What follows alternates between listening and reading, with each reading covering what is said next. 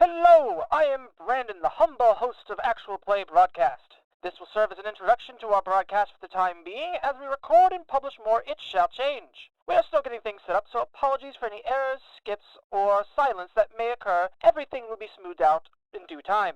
Please enjoy our broadcasts of various RPGs, and remember to tune in for more every week, as continuations or new adventures will be posted at such times. Thank you, and enjoy the show. And we're recording. I already did the test recording before. That's when I noticed the thing, so we're good on that. Fantastic. Okay. Nice. Yeah, okay. And now I'm leaving. Goodbye. I thought you said Bonkai. They ready for... Close enough. I'm fighting somebody right now. Hold on. What a weeb. I mean, I look forward to that fighting. Welcome, everybody, to another episode of Actual Play Broadcast, Aldfair, hosted by Zemian. The one and the only. Until we clone him. That way he can just do twice as much work with half the pay per. Yeah, I would have the honor of playing in my own games. that's true. And getting mad at yourself when things don't go right. But wouldn't it be too easy to metagame? Wait, do you not already get mad at yourself when things don't go right? Is that not normal? I've seen his dice rolls. For it fucking do be like that. But we are here for episode of Aldfair. I'm gonna be honest, it is difficult to keep track of all of them. We've officially been going long enough that we've lost track, which is a milestone in and of itself. So, Or I'm just Pretty important milestone for a tabletop. Episode insert number here. This is episode number N. You think I edit that much? To That's be honest, hilarious. To be honest, this is probably the Episode longest podcast. campaign I've ever sat in.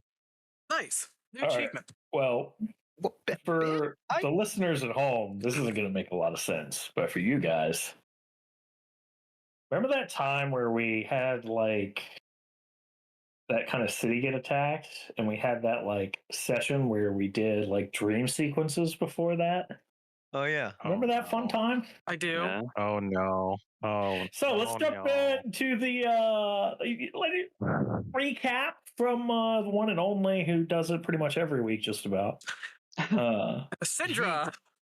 I would never dream of stealing it from the class pet.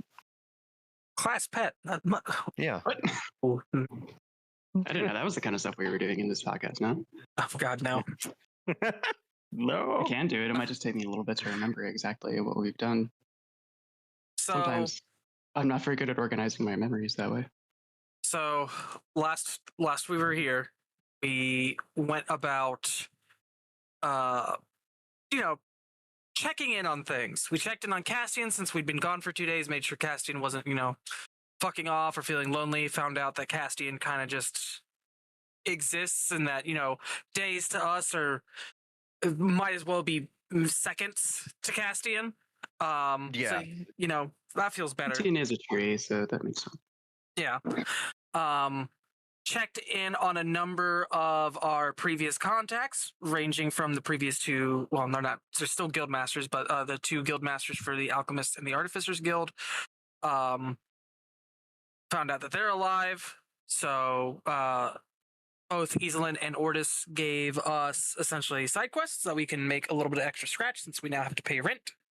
Yep. And we found out Iselin is werebatted. Correct. And that if people didn't want to be inflicted with curse, boon, thing, they just had to make an offering, and then they were good to go. So good on the powers that be. Found out that Ms. Goldleaf is working her ass off, managing the taxes and essentially the entirety of the city records, and having to deal with that, and I don't wish that upon anybody. Also apparently had a fling with Garrick, and that ended poorly. I don't remember which one Garrick was, but I think it's because we might have referred to him by last name before. Garrick of Obenswatch. He was the marshal, experienced ranger.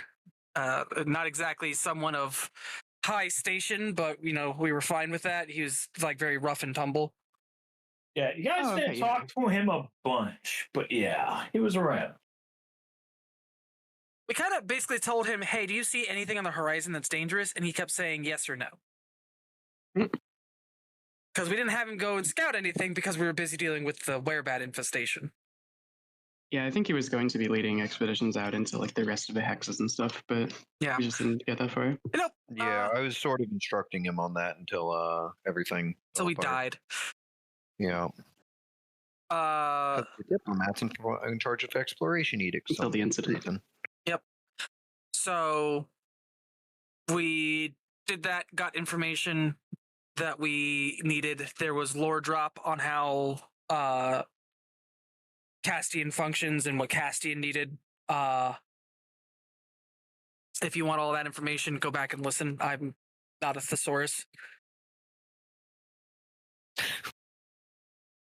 Let me look through my events.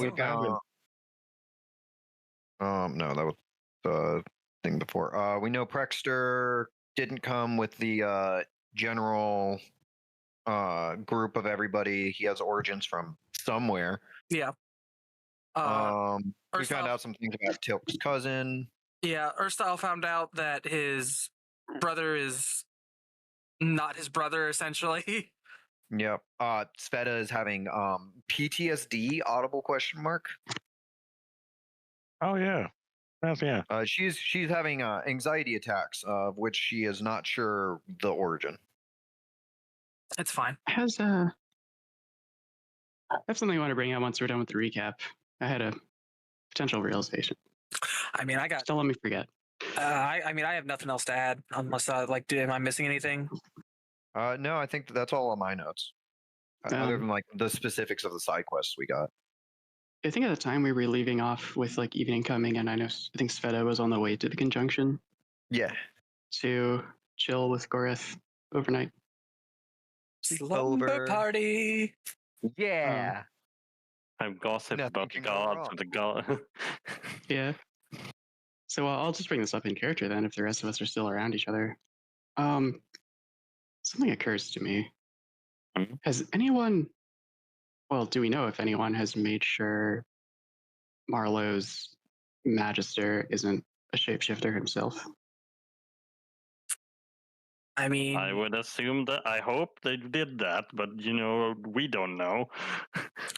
I mean, as a spellcaster, it might be something he can fool as well. Mm-hmm. But I don't want to immediately jump to conclusions. But if he came out of nowhere, it could be possible that a particular shapeshifting bastard had that disguise left over from wherever they were before. Well, another thing to add to this, a little, what do you say, paranoia pile. Yay! That's great. This is great. Oh, I bet. I mean, I don't like that the paranoia pile is going, but it is. Yeah, I don't want to immediately jump to that conclusion, but like, man, that guy's shady anyway, even if that's not correct. Mm-hmm. Let me throw this out here. I mean, let me throw this out here. Could be anyone. I'm one to talk about someone being shady. It could be him. It could be you. It could be me.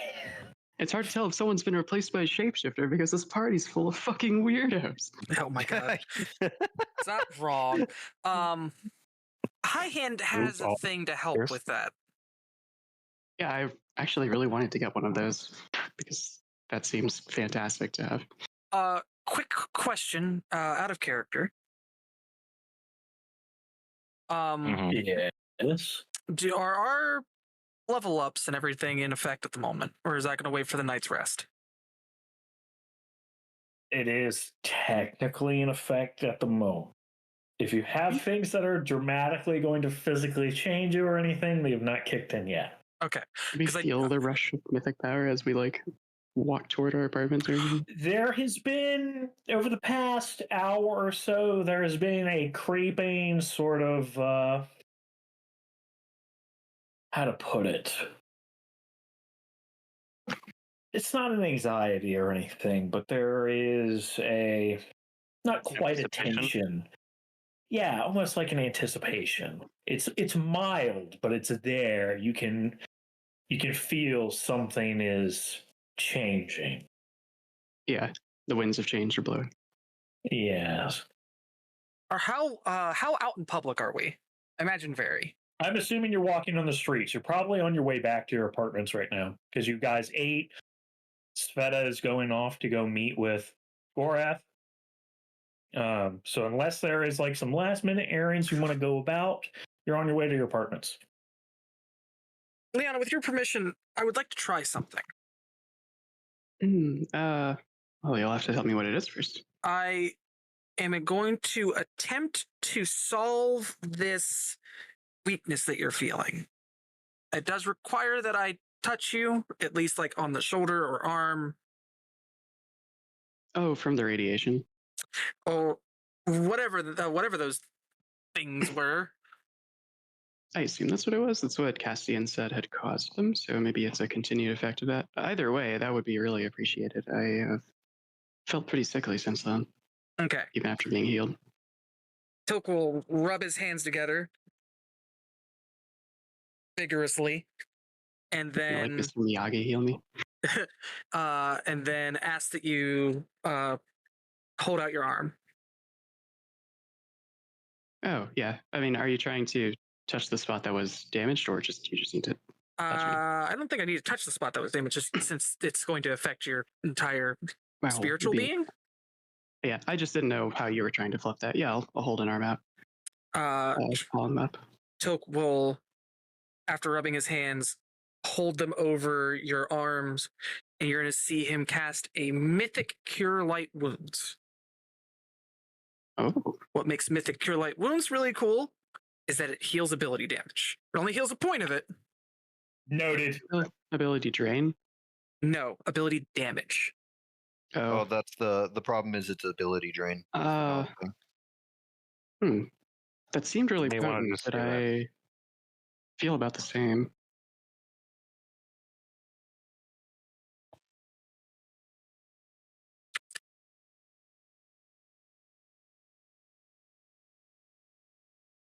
That's a neat thing you got, though, Brandon. It That is really good, actually. I am going to keep a mental note of that for reasons. Yeah, Oh, it only no. heals a single point of it, and the person that is that has taken the damage is the one that decides it. But Oh, And like that, we never saw ability damage ever again. or just a lot of it, because we're like, it's actually, yeah, I can handle it. It's fine. But yeah, at the moment I only have one ability drain to Constitution. So I'll look over my arms and myself and say that as potent as that spell was, I don't think it quite reached what was going on with me. I still feel about as sickly as before. Just sort of weakened. It's kind of like from when we were being fed on by the vampire, but not going away in the same way over the past few days. I tried. I mean, I appreciate it either way. I think tomorrow I'm going to try to make a trip to the Alchemist Guild and see if they have anything for me. Hopefully, if they do, it isn't very expensive.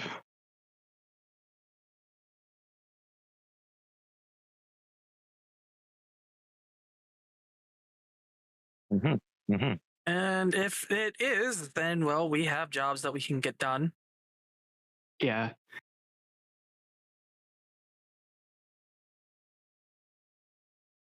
I see. All right. I mean, I still have a few gold left from that time we were. Well, someone tried to rob us and then died. Way back when. Well, it only worked out so well for them. Yeah. But on the bright side, by undead. What was that? They didn't have to get attacked by undead. That's true. They might be undead by now, but Possibly. that is they're doing though. They didn't have to do that. Nope. But I think it's time that we try to get some Yeah, definitely. Yeah. Do you all sense that? Something feels a little different. Yeah. Like, it feels, I don't know. Something's happening. Yeah, it's as I mean, you said it was a similar feeling to when Adax was about to be attacked, right? Not quite. Oh, okay. I was going to relate it to that, but That night before Adax was attacked was, by and large, pretty calm. yeah, I do remember there Nothing was really the struck out to you. But yes, there were the dreams. Yeah. And I think there was that feeling of anticipation, but Yes. I don't know. It feels Um, like there's It could be, something. as Cassilian put it way back then, this could be a type of quickening happening. Could be Yeah, that's what something I was else. thinking. That back then, the night before Adax was attacked, I came in contact with Cassilian, and he had mentioned a quickening of sorts, and the resulting thinning between the planes that allowed us to communicate. Well. I don't know if anything so significant is about to happen. I really hope not, because I don't think we need that kind of shakeup right now. But Yeah. As Could be much some- as I would love for that to be the truth of the matter,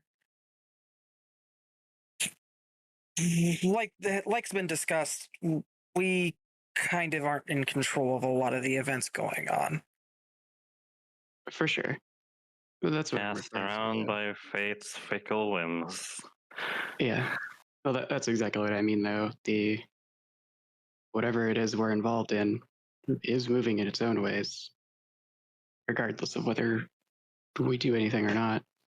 Do you think part of the quickening are the individual groups, gods, their armies moving on one another?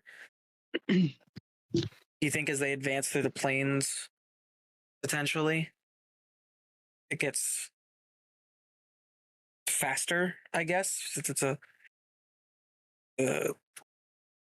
oh, we are missing 4 years of time, so we don't know if any quickenings occurred while we were gone.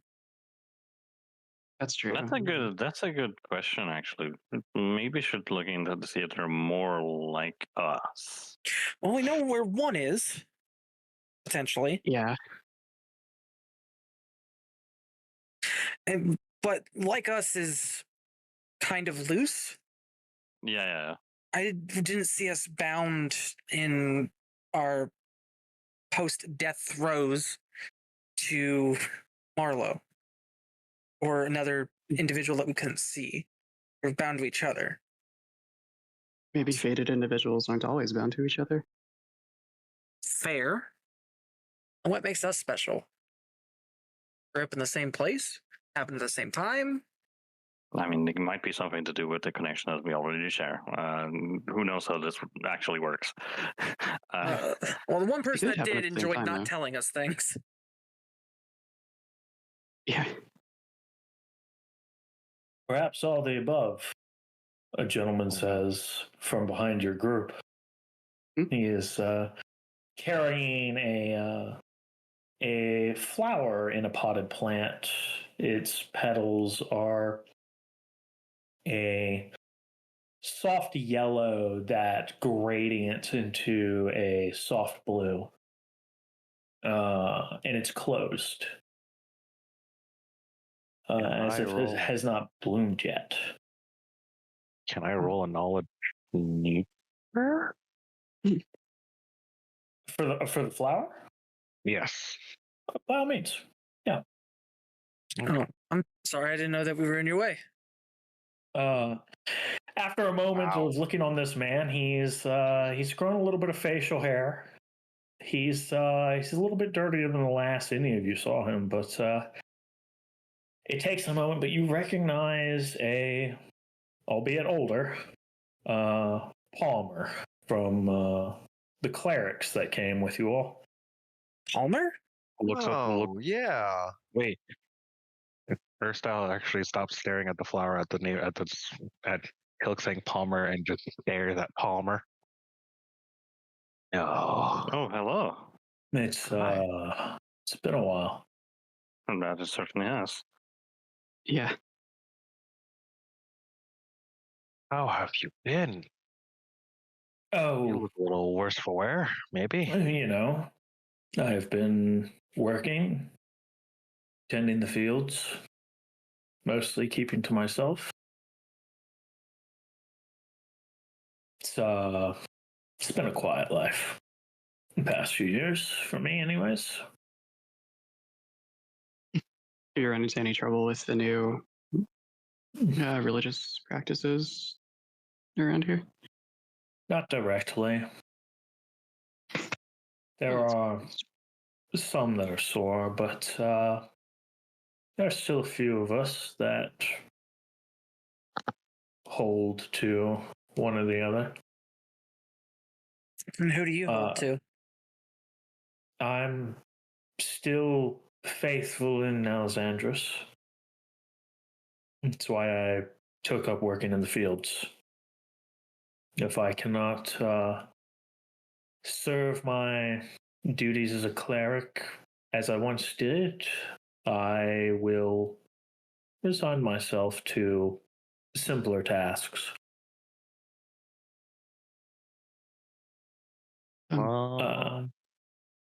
Speaking of which, this is yes. he holds out the pot to you, Tilk.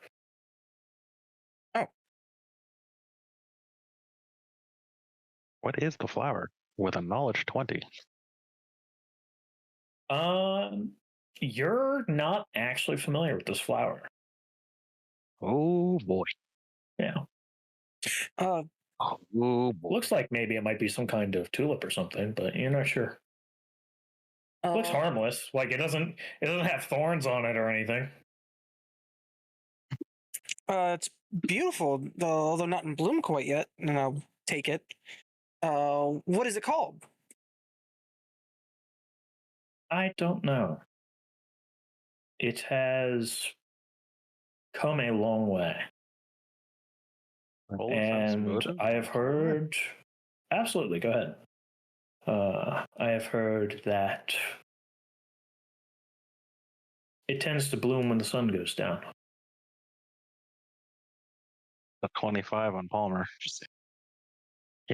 He's definitely hiding something, but he is being honest with everything he's saying.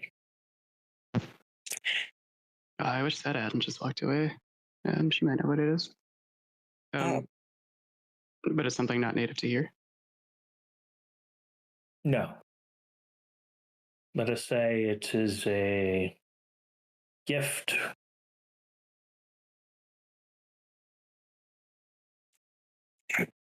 Palmer, I feel the need to apologize.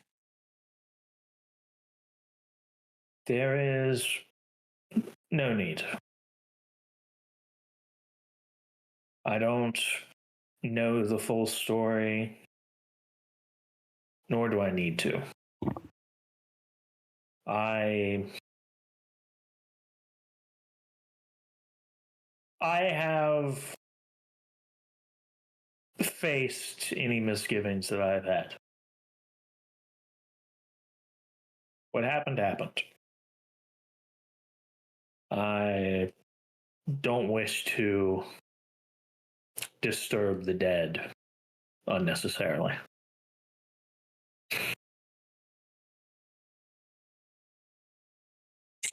So cool.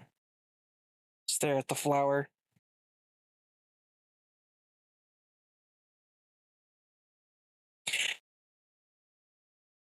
I will respect your wishes. I thank you very much for this gift. Is there anything that I can do for you in return?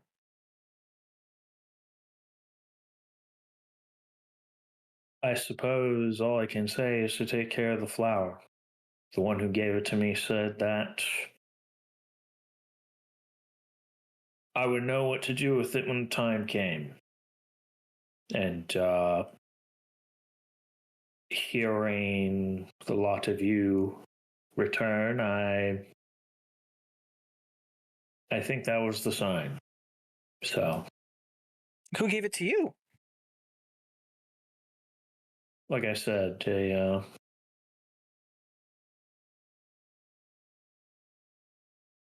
someone rather close to us. I'll leave it at that. Could I look at this flower and do knowledge religion? Do I recognize its description from religious text? Sure, go for it. Rhea just goes, oh, more cryptic things. I mean, there's nothing wrong. Well, actually, I'll I can roll that as well. Would you like me to assist you or roll my own? I only have a +5 bonus. If you want to roll your own, I understand. Oh, okay. I'm going to surge. I will also give you a backstory +5. That takes me to 30. Nice. Okay. Nice. 28 for me, so very similar information, I assume.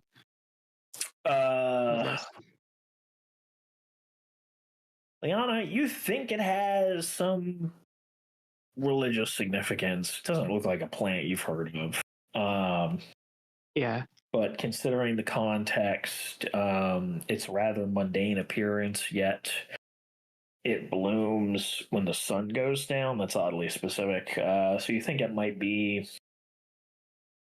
It's either magical in some way or it holds some kind of religious value. For Tilk, this flower has gone by very many names. Some have called it the Heaven's Breath. Some have called it the sight that pierces the heavens, and multitudes of variations. It's a very rare flower that is said to grant visions.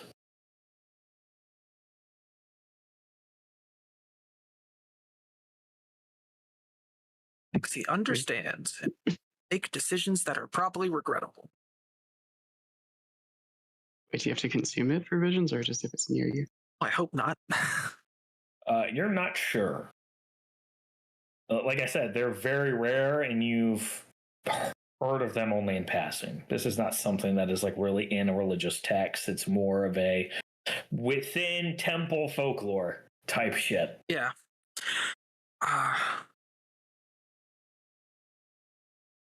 Tilk will actually start to kind of like shake because now it goes from I'm holding a potted plant to I'm holding a sacred plant. What might as well be like in that realm.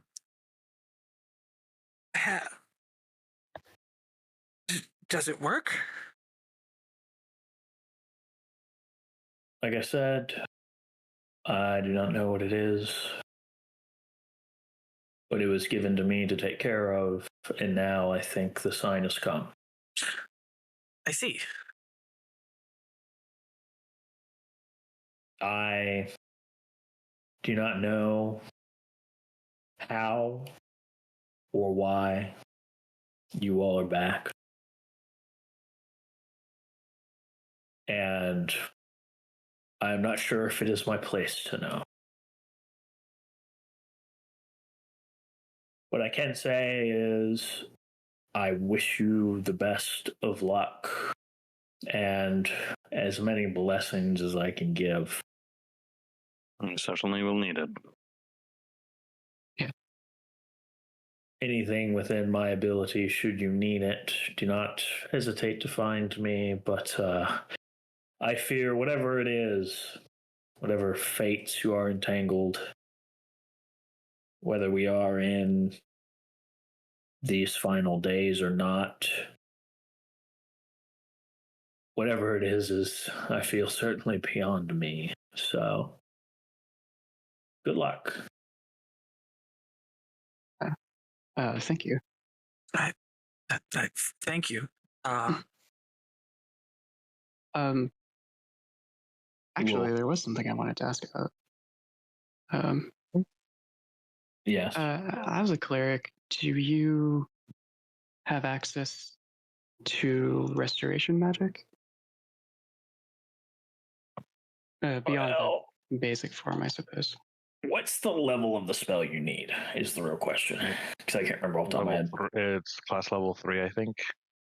Class level 3 is... Go ahead. It's Sorry, 5th level. it is a 4th level spell for regular restoration to remove drain. Is it really? Oh my Yeah. god. Yeah, because lesser restoration is class level 3. Yeah. But you need actual restoration. Yeah. Drain is a bitch. Yeah. Hopefully it's not a lot of drain that I have, but it is an amount. Unfortunately, that is level 7. Oof. That remains outside of my abilities. I'm afraid. Well, perhaps you could speak with Lou. It's on the list. I cannot say what all he is capable of, but I know he is blessed and gifted and also quite intelligent. If he can't, I'm sure he can figure out a way or somebody who can help you. But I'm sorry. Anyone that I would have known otherwise is, well, you know. So cool it down.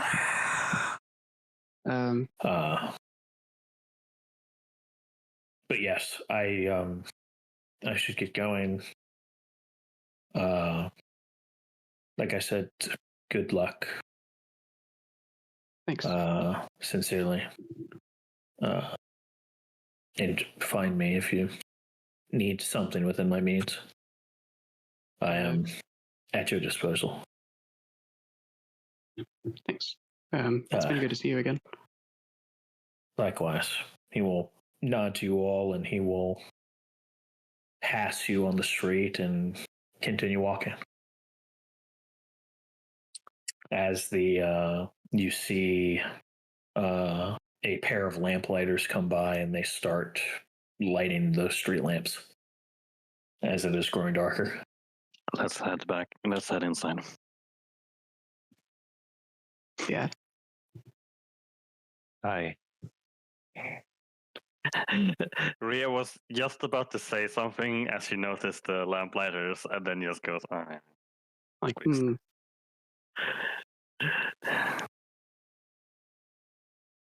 All right, cool. We'll head with them. So we're gonna snap around over to Sveta as you all are making your way to the apartments. Sveta, you are at the moment looking at these crows systematically disemboweling a seagull, and you are in a moment, but you're able to take a breath, look away, and push it down and continue on. Making your way to the conjunction there, as per usual, as you're beginning to realize there are a few werebats lingering. Some talking with one another, some just sitting and watching, some in what you would presume to be maybe a meditation. And upon your arrival, you do find the conjunction open, Is there anything you want to do before you go inside, or are you heading straight in? I think I'm just headed straight in. Cool. You go in and descend. And in the darkness, you hear the familiar movements of Goreth.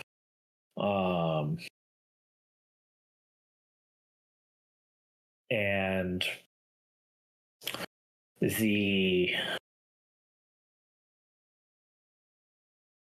there is the vaguely familiar grumble of his voice. But in a far clearer, less gravelly, it's almost like darkly musical. You hear in a strange dialect, but understandable, especially with how slow he tends to speak. Elven. And it's not as forced as when he normally speaks, and he says, "So you came." Zeta will give a small curtsy. I appreciate your hospitality. There is an exhale, and you see blue sparks that ignite just before, a few feet before his mouth, and they kind of drift lazily through the air until they become like roughly basketball-sized orb of blue fire that lights up about 120 feet, and you can see the shadows being cast upon the cave. You can see, his face, his silvery white fur, and his big green eyes peering down at you. And the vague outline of his massive form. And he lays down. Wow. I think this was the first time I've actually seen you.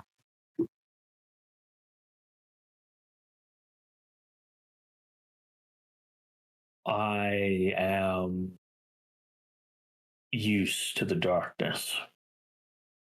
Where I am come from, it is eternally night. The darkness does not hamper me, but I know it hampers many others. She gives a small nod.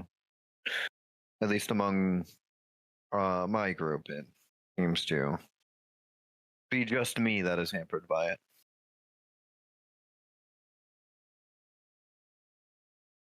I must admit it has been a long time since I have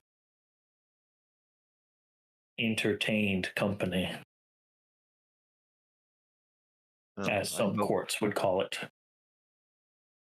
I hope to return the gesture in kind as much as I can. Very well. You have come to talk. Then talk. Until your mortal eyes grow heavy.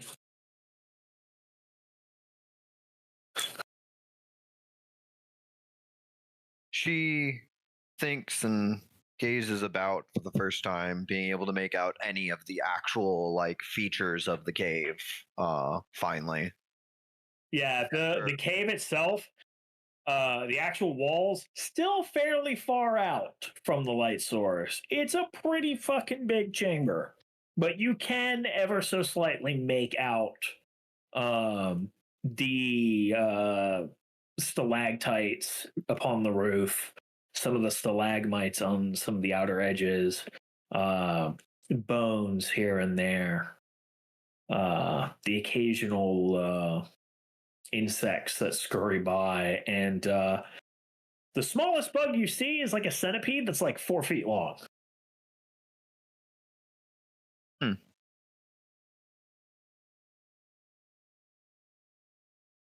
Well, I suppose the first thing I'd like to do, and she sets down her like food that she's brought with her and whatnot. Just takes a seat and as clear a spot as she could find or muster. How are you doing?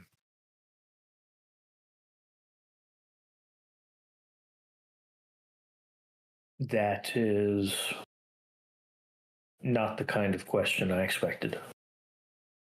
Well, admittedly, I have a great many, but you've shown me hospitality, and that deserves caring in kind. Well, I am been eons from what I call home. And since then, I have traveled and hunted countless realms. I have seen a realm torn apart, and I have been restricted to this one. And while this one does allow me as much hunting as I would like, I am not a creature that takes kindly to being bound. I am, in short, furious. She gives a slow nod. I'm not ageless, and I can't presume to at least fully comprehend that feeling, but at the very least, I share the sentiment of not wanting to be bound, not liking it. Yes. I hope perhaps that can change and sooner rather than later. One day. One day the heavens will crack. I suppose And when they that will. happens, we will have our day. Admittedly, it's still a dizzying thought being a fated child, a herald of what I thought to be the end of the world. Always been raised that Terminus is the end of all things, this negative consequence, always and forever. It certainly is the end of all things. But negative is a matter of perspective. No, it sounds, at least from what we heard from the Red Raven, very nebulous. It can be the end of all things, but also simply a change. Everything comes in cycles. Everything is born, everything lives, everything dies. But many mortals misconstrue death as an end. Perhaps it is for the mortal mind, but the spirit lives on. The essence. Well, I guess you could say not all mortal spirits, at least, live on, but many do. But even those that fade leave something behind. Even the body leaves behind its flesh, its bones, and it feeds into the world around us. And the cycle continues for it. So even if everything we knew were to end tomorrow, that is not the end of everything. It is just a new birth of something else. To resist this is what is unnatural.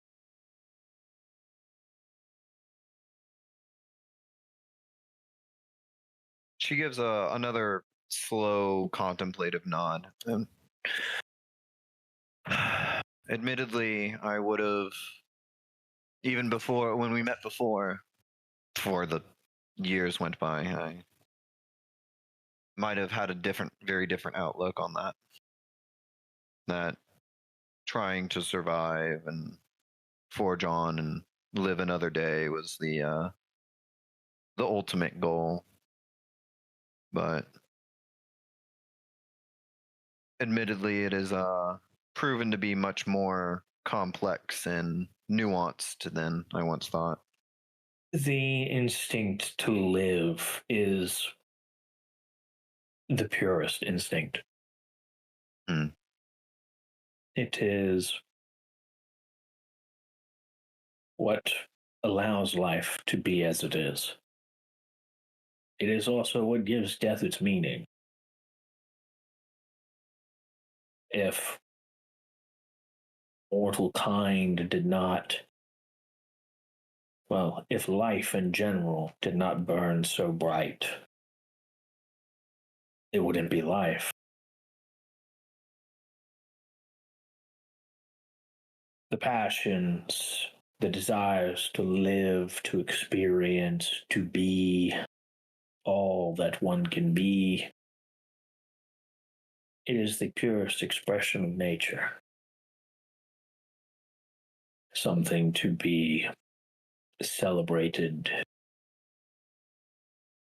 One that throws these things away, succumbing to death, even willingly, is an unfortunate waste.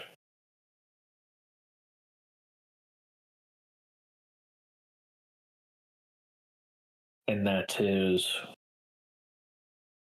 one of the reasons why we worked so hard to build an after for mortals, for a place for their souls to go.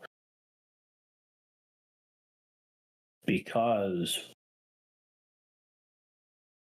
even passing through that process, or rather, I should say, going through the process with nothing to look forward to, as natural as death is, can dampen that fire. Especially in a world where they were treated as little more than worms in the dirt. Mm.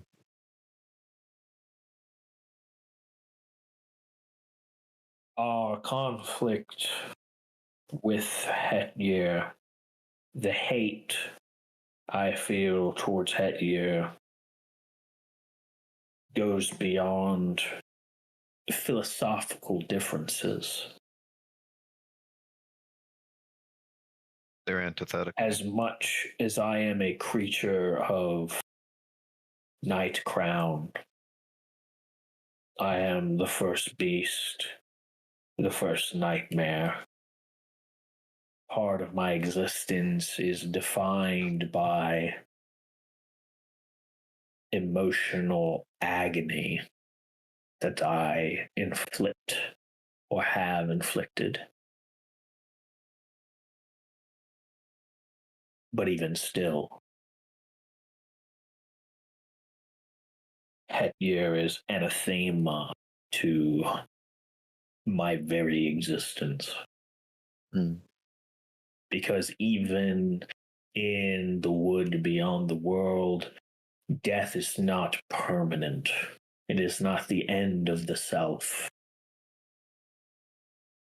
But yet, the denizens there live and die full lifetimes, acting out all manner of tales and horrors and heroic adventures. Anything you could imagine could happen there.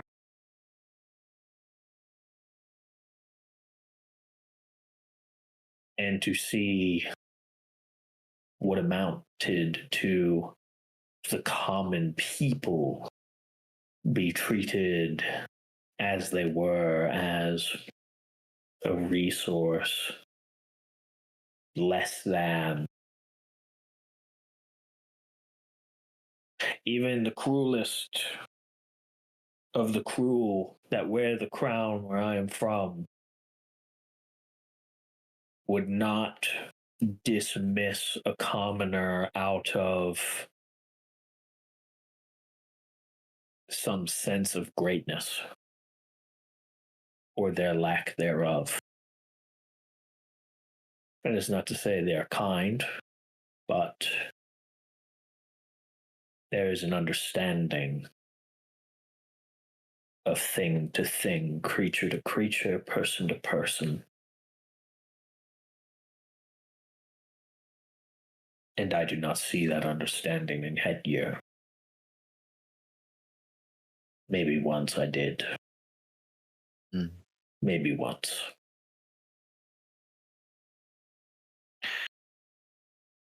I know we traded our words before, but I do want to say that I'm sorry. Not just for the fighting we did before, but I feel I did you a great wrong. I had my doubts. I raised them, but I did not follow my heart, what I thought was right. I stood back and let others take command and go with the flow. Maybe I just didn't want the burden of the responsibility to be on me, and it was some escape. But regardless of my reasons, I did you a disservice, not just as a person, as a being, but conceptually.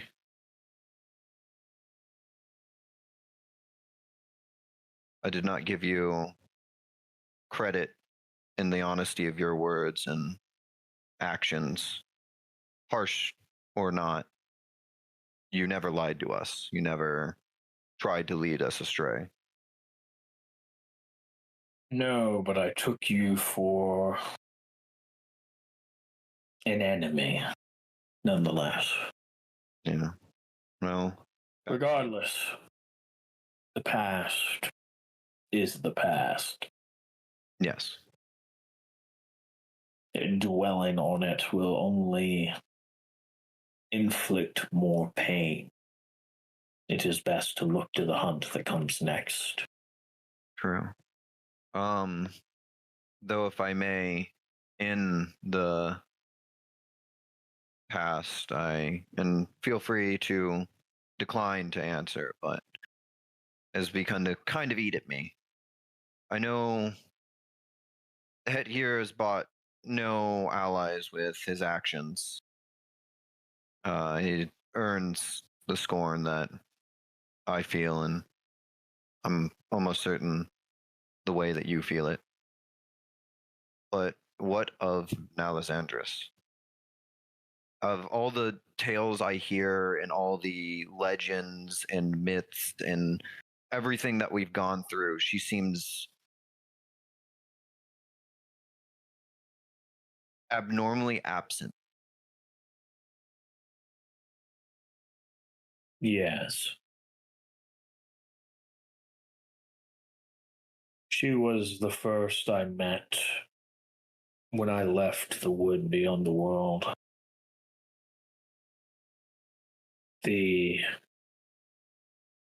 one that you know as the Red Raven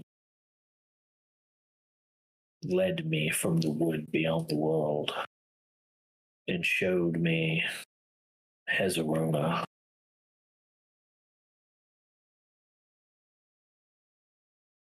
And following my instinct and my senses, I found her garden And with her was Headgear, though he was not there at the time.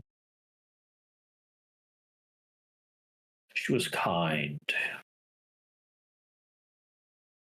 soft, firm, willing to prune her plants, but gentle about it.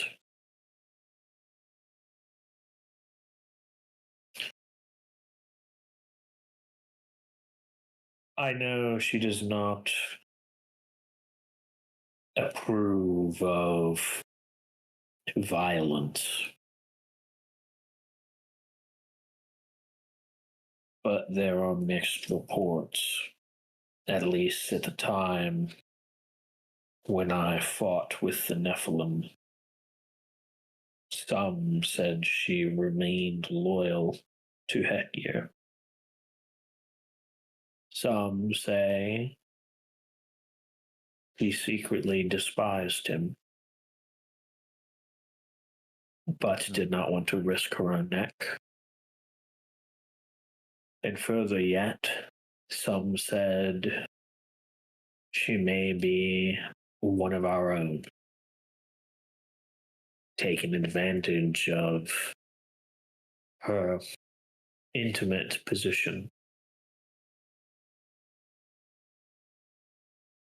What I do know is when her first son was cast out, she did not weep.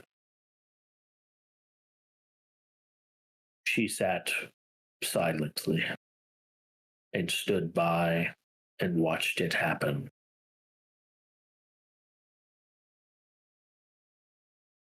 And that is why there is many doubts about her allegiance. Hmm.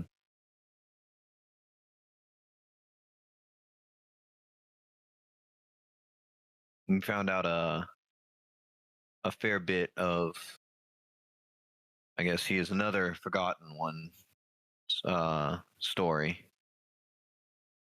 Headgear's son, the partner to Yiftar. The one There who are now many, seems to there are rage many as a whose shell. names have been struck from the records.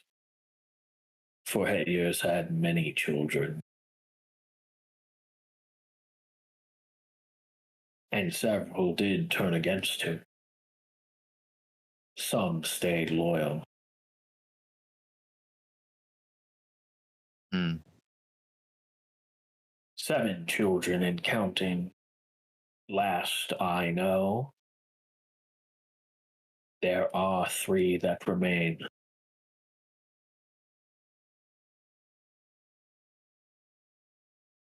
Including the forgotten one we speak of? Or does he not count as he's little more than a shell? If you are speaking of the traitor mortal, Hmm. he is not one of Headgear's sons.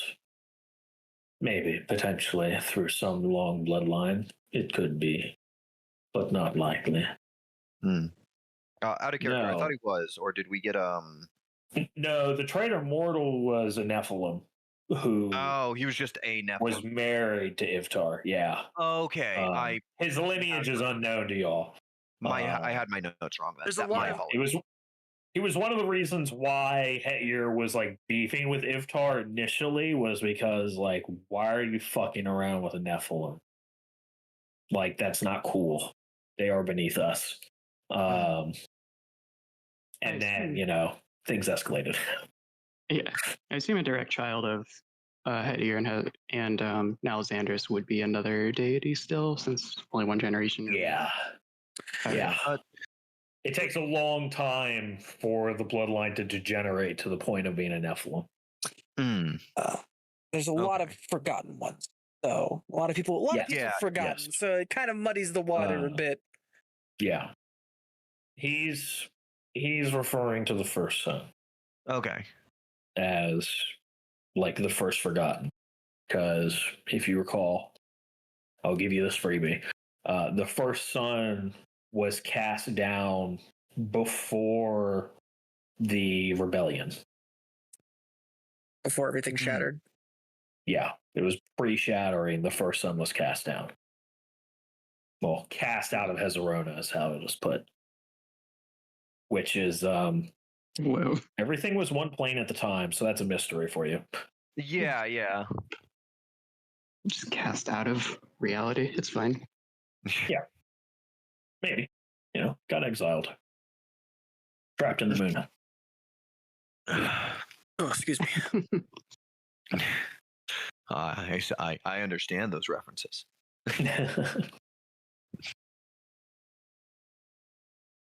Okay. Back in. Yeah.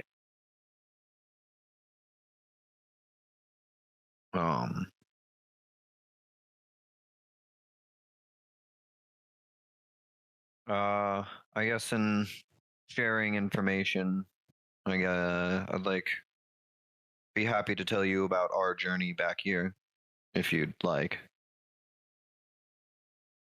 I think I would.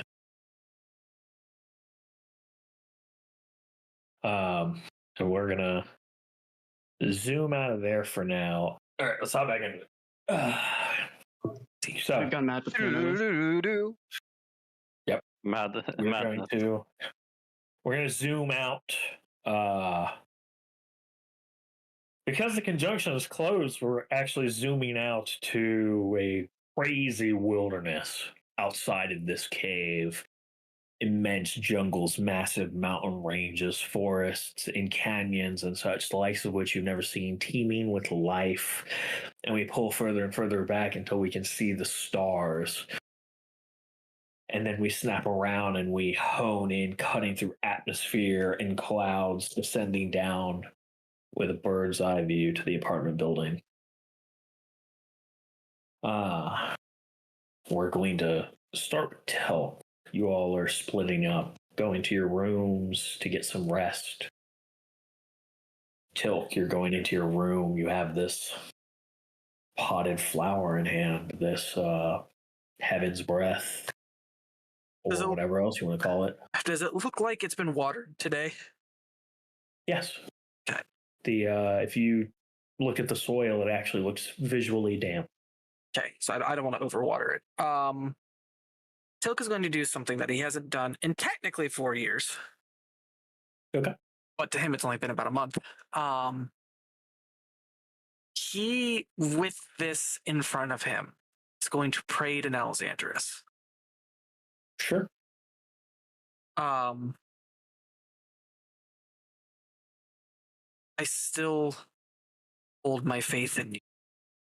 My faith has been shaken. But I hold faith in you. For you are goddess of mortals,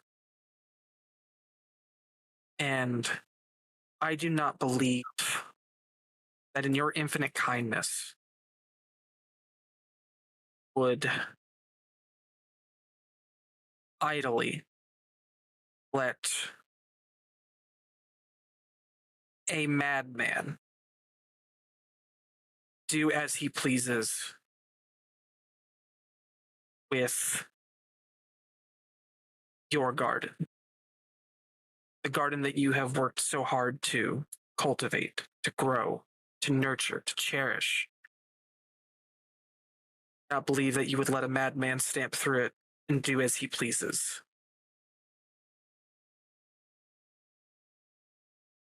I hesitate to ask for a sign. It is not within my right to do so. And to be honest with how my faith has been affected, I don't know if I would receive it as I should. But with every fiber of my being, I pray that your hands still work this garden. And do not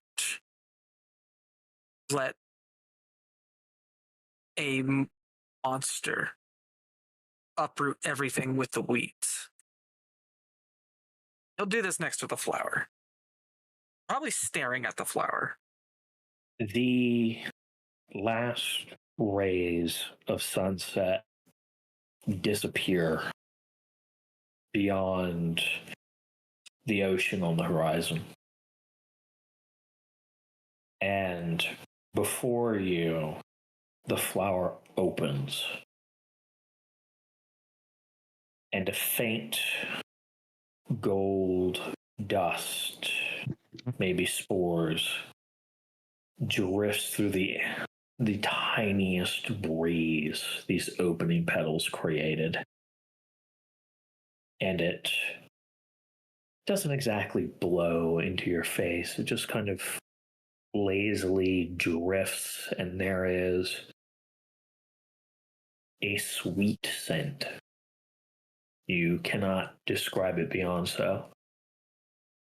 And you begin to feel tired. So very tired. Your body feels heavy. Even your thoughts begin to droop. And whether this was a sign or not, you know you need to sleep. That thing that is still being realistically caught up on. And you bring yourself to bed and settle in. We are going to track out of Tilk's apartment, and we are going to go down the hall to Liana.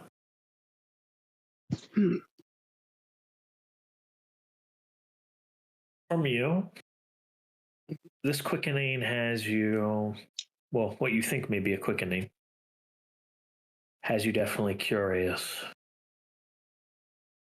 But as you enter the room, the shadows in the room seem to shift, kind of inching towards you almost. I need you to make a DC, I'm not going to tell you actually, a will save. Oh, okay. Glad I've put a point into wisdom. A DC redacted. Yeah, exactly. I have to remind myself to a threshold. I shouldn't tell y'all DCs because you can add D6s to this shit. So, Yeah. like, maybe I should stop telling y'all sometimes.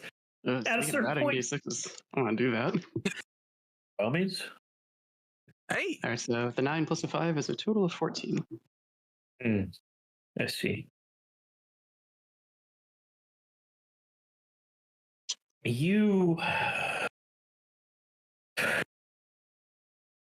just, all of this shit is shit.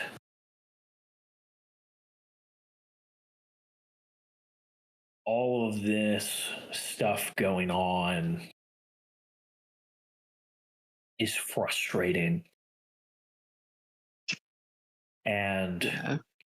looking out the window as the shadows in the room seem to lean towards you in your own shadow, while you're not distinctly aware of it, it is watching you.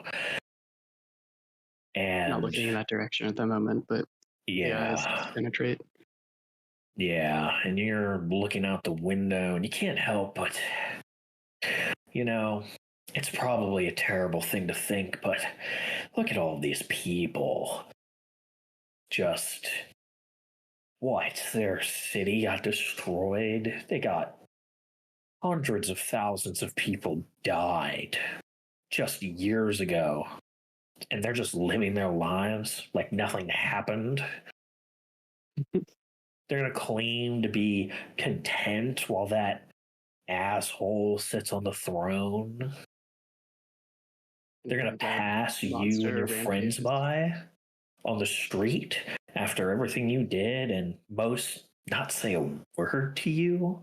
Has what you have done, the efforts you have attempted to make meant nothing. there's... Why are they so maybe indifferent about all of it? Yeah, the end of the world is happening right now, and they're just going about their lives. Yeah, and it's irritating that they can so casually just dance in the light as if nothing's going on, blissfully unaware, it would seem. And the street below you, a lantern, the glass of it shatters, and the candles burning inside go out, and shadows peel away, slowly creeping like snakes slithering down a tree, down the lamppost, and back into the shadow of the building.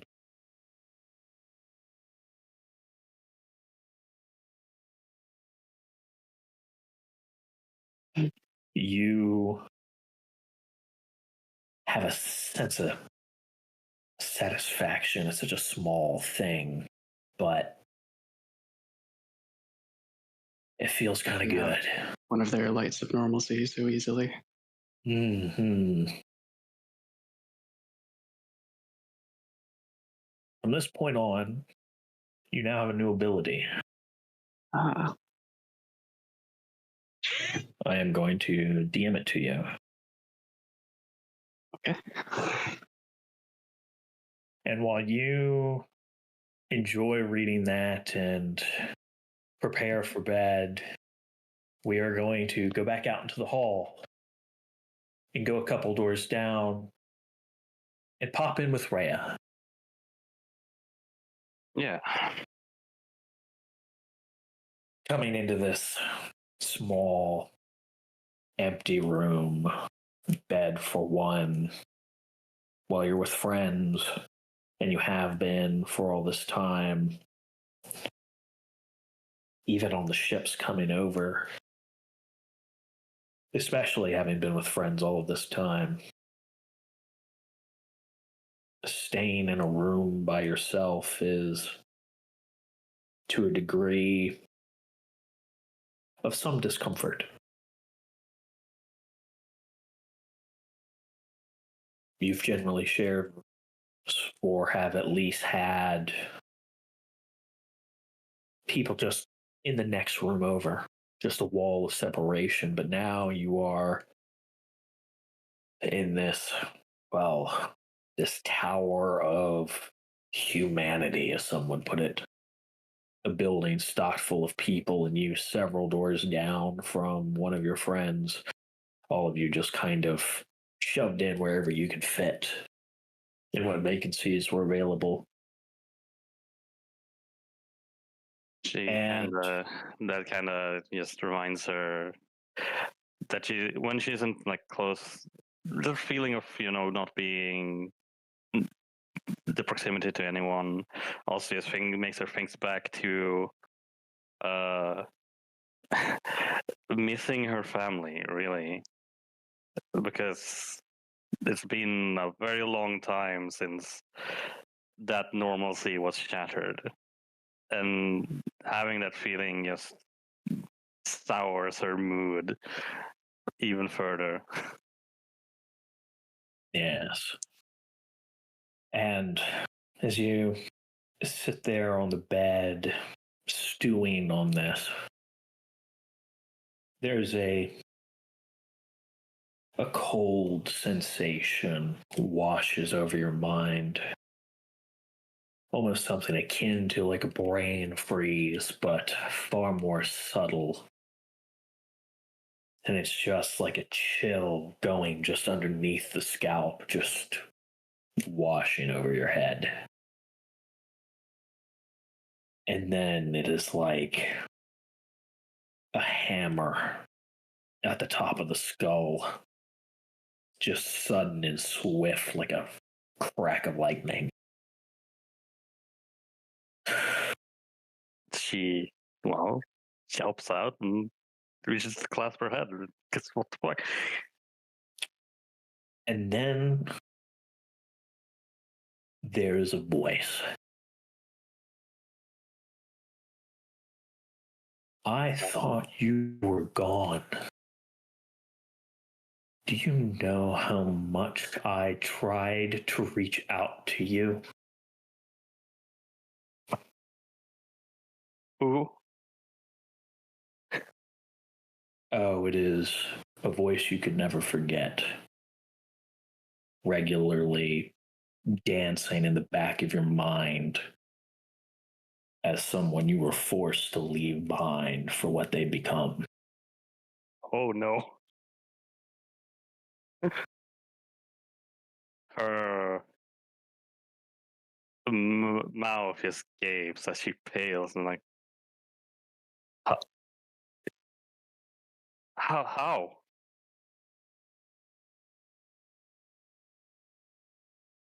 I don't know where you are or what you've been doing, but I have not been twiddling my fingers. I've had a lot of time to think while searching for you, and I don't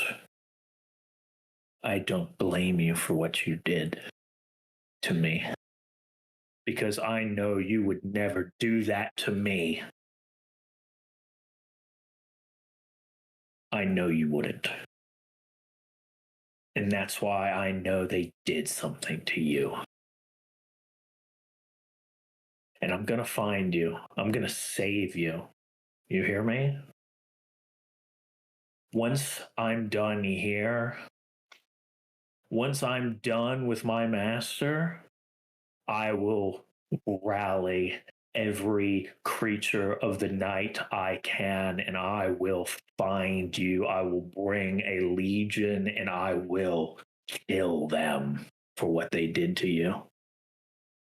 I will kill them for breaking us apart like this.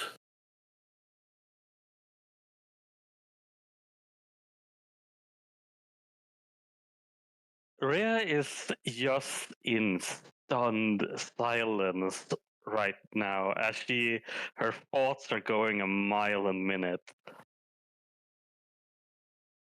How did you survive?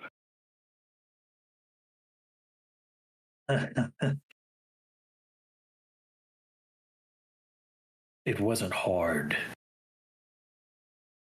Nadax was weak, and we were many. After all, I'm one of them right now. I'm at the beck and call of my master for now, but the time is coming. The last vestiges of the Underkingdoms, these fucking drow are almost gone. And when their last stronghold goes, my master will conveniently have fallen in battle. And then nobody's gonna stop me from saving you. You understand? I am coming. You just need to hold out a little longer.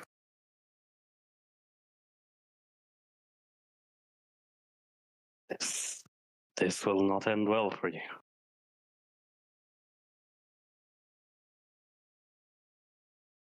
I should have known. They have corrupted your mind. But that's all right. We will fix that. Just if some part of you is still you, understand that I am coming, I promise. I will bring monsters like they have not seen. What they brought to Adax is only a fraction of the legions. And I will bring my own.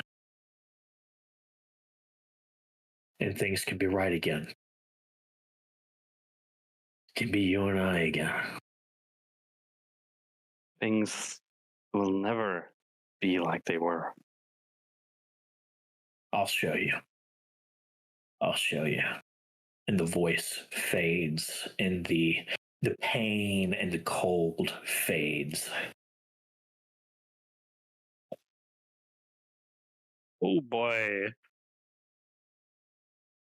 She is like sweating.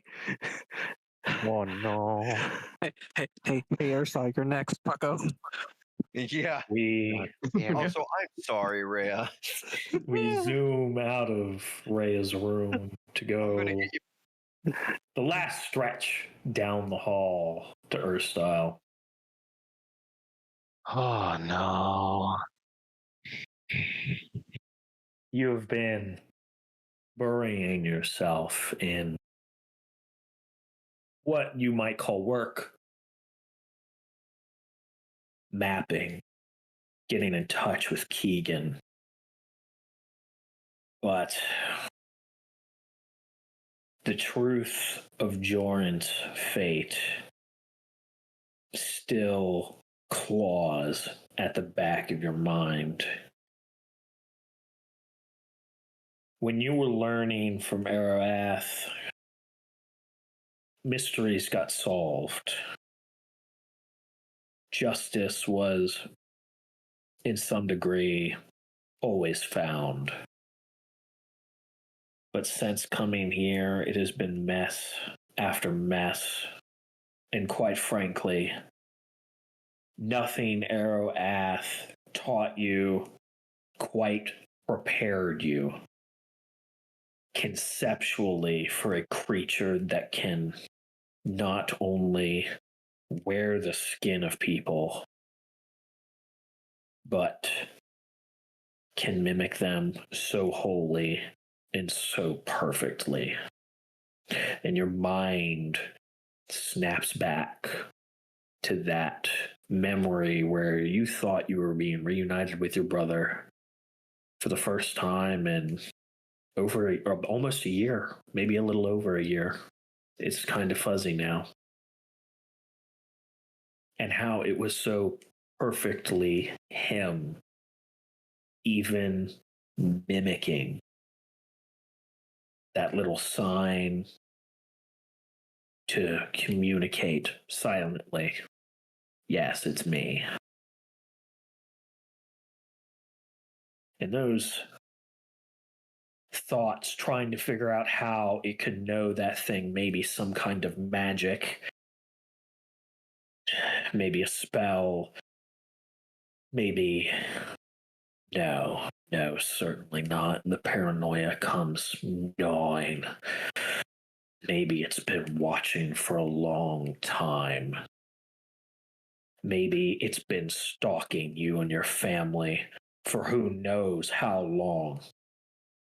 It's evil, sick, twisted creature after all. Why couldn't it have been? Why wouldn't it? It's a shapeshifter after all.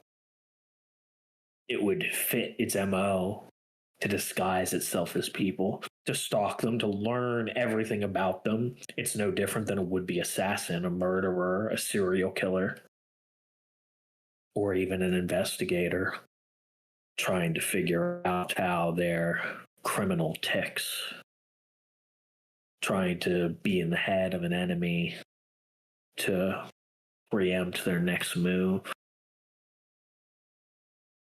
Even in the same way, spies watch people. Does make a twisted sort of sense. And maybe it is just magic, but magic can't be the answer to everything, can it? And Sound of paper just being like slowly just being dragged across as it is flipped from one page to the next. yes, and as you sit there sorting through your notes, spiraling in a paranoia-induced reverie, eventually sleep takes you at some point. You're not sure at what point you were through your notes when you fell asleep, but you eventually did. And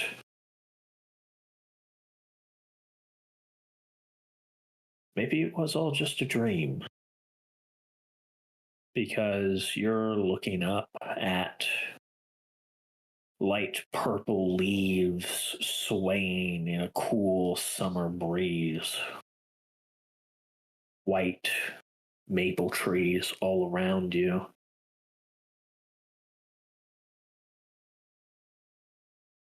The woods are still, and you are bringing back, with Jorant at your side, a sizable elk that you've snagged from a hunt.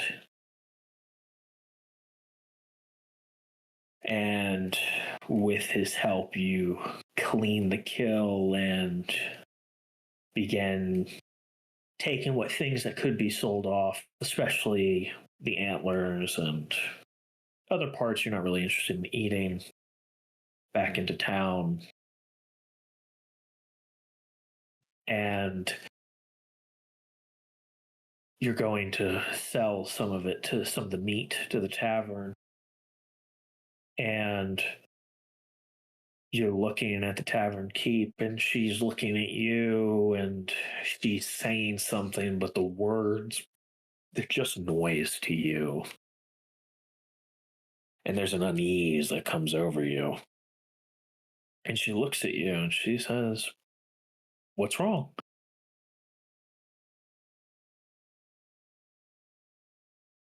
Are you okay? I'll just tilt his head, not fully grasping.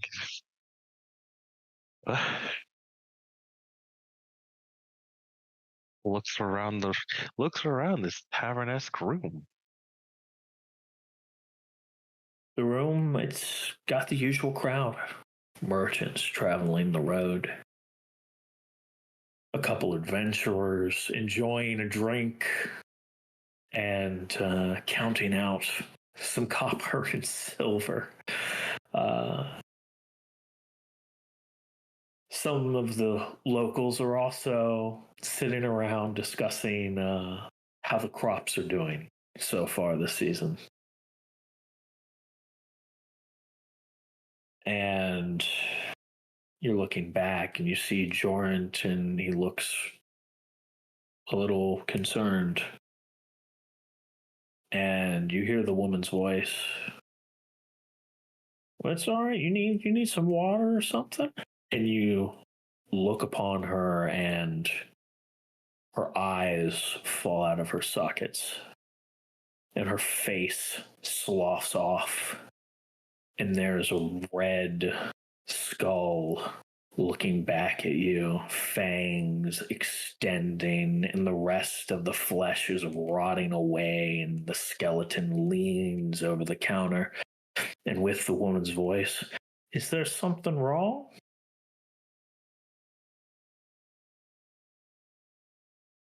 I'll find you.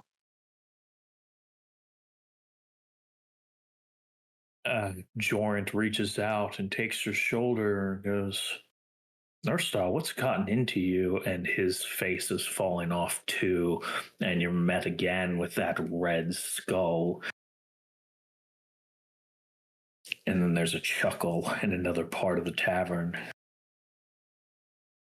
You turn to see the adventurers are also looking at you. And you see them in time as their faces too are sliding away. And this red skull is looking back at you. The locals, the merchants, they're getting up. Red skeletons, dripping with gore and blood. "What's the matter, son? You look a little upset." And the door behind you opens, and you hear your sister's voice. Is there something wrong? And when you turn to look, the skeleton is already there.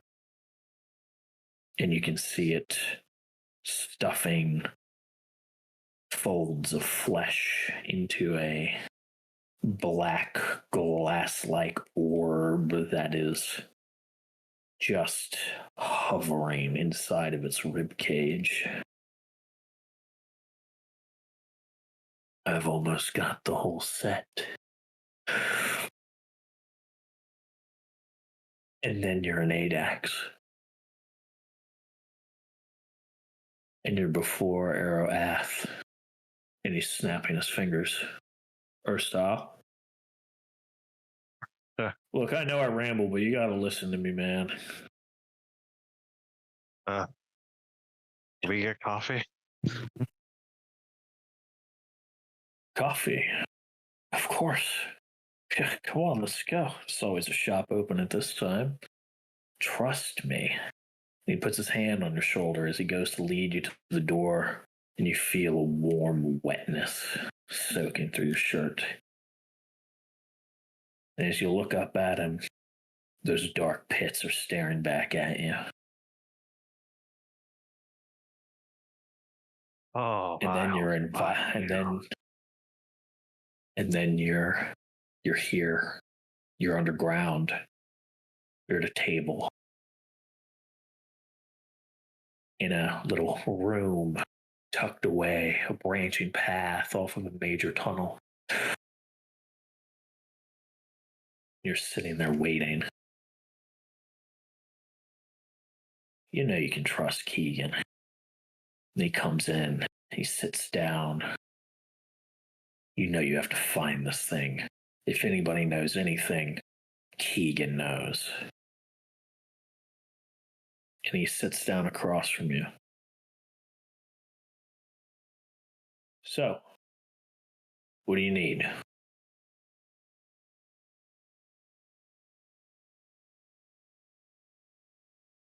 I need a body. I need a red one. Oh, finding that thing. Look, red lineage vampire is hard to find.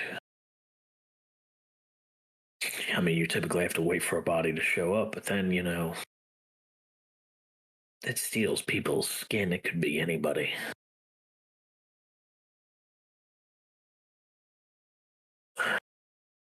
You know, it's not simple tracking these things down.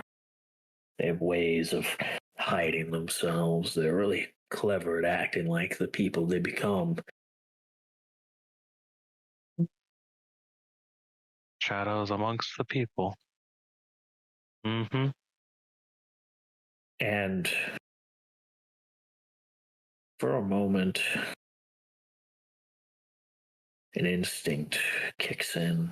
You watch him real close, and there's just the slightest pull of a smirk at the corner of his mouth. Well, I'll do some looking.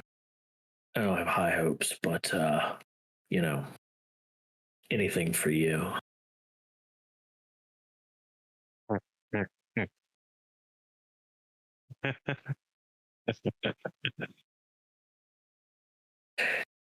We're gonna pull out of Earthstyle's dream.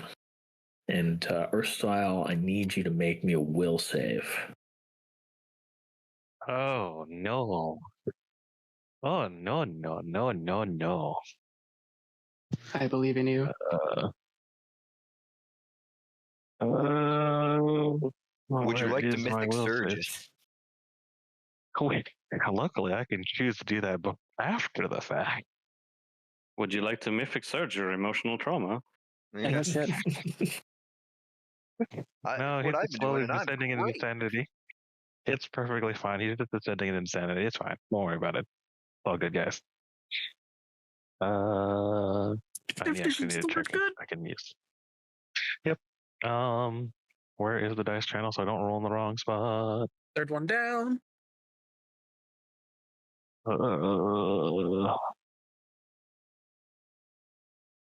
You know what? I will go ahead and Mythic Surge this. I'm also going to use a point. I'm going to use 2 points of inspiration. Fair. Get an extra 2d6 in there. No, I have to use 2 points of inspiration to use it on a saving throw. No, that's what I mean. Is 1d6 for the inspiration, 1d6 for the surge. Ah, yes. Da, da, da, da. Yeah, I'm picking up what you're laying down. Oh Oh my no! fucking dear fucking Christ! That's a 14 for the folks at home. Yeah, The gods above and the gods below, they will take me as I find you. that is the second 14 we've got, and the first one went so well. The critically acclaimed. Hey, that's the same thing Hey, I we rolled don't when want I to had get to roll my will demonetized. save. And it didn't pass it. So Wait, we're monetized? this will be in effect when you wake up or style. For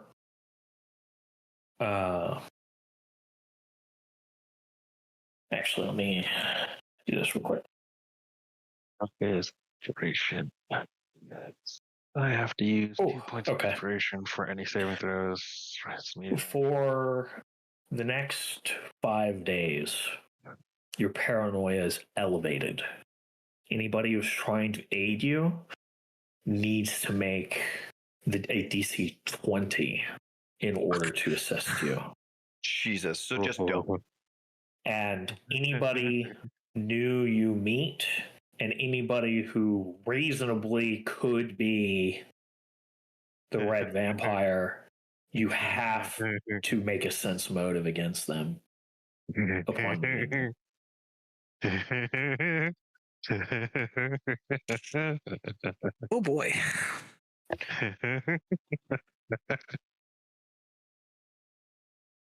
We will back out from a sleeping first style, aggressively shifting amongst some scattered papers upon his bed, out into the hallway. And we are going to track back to Leon.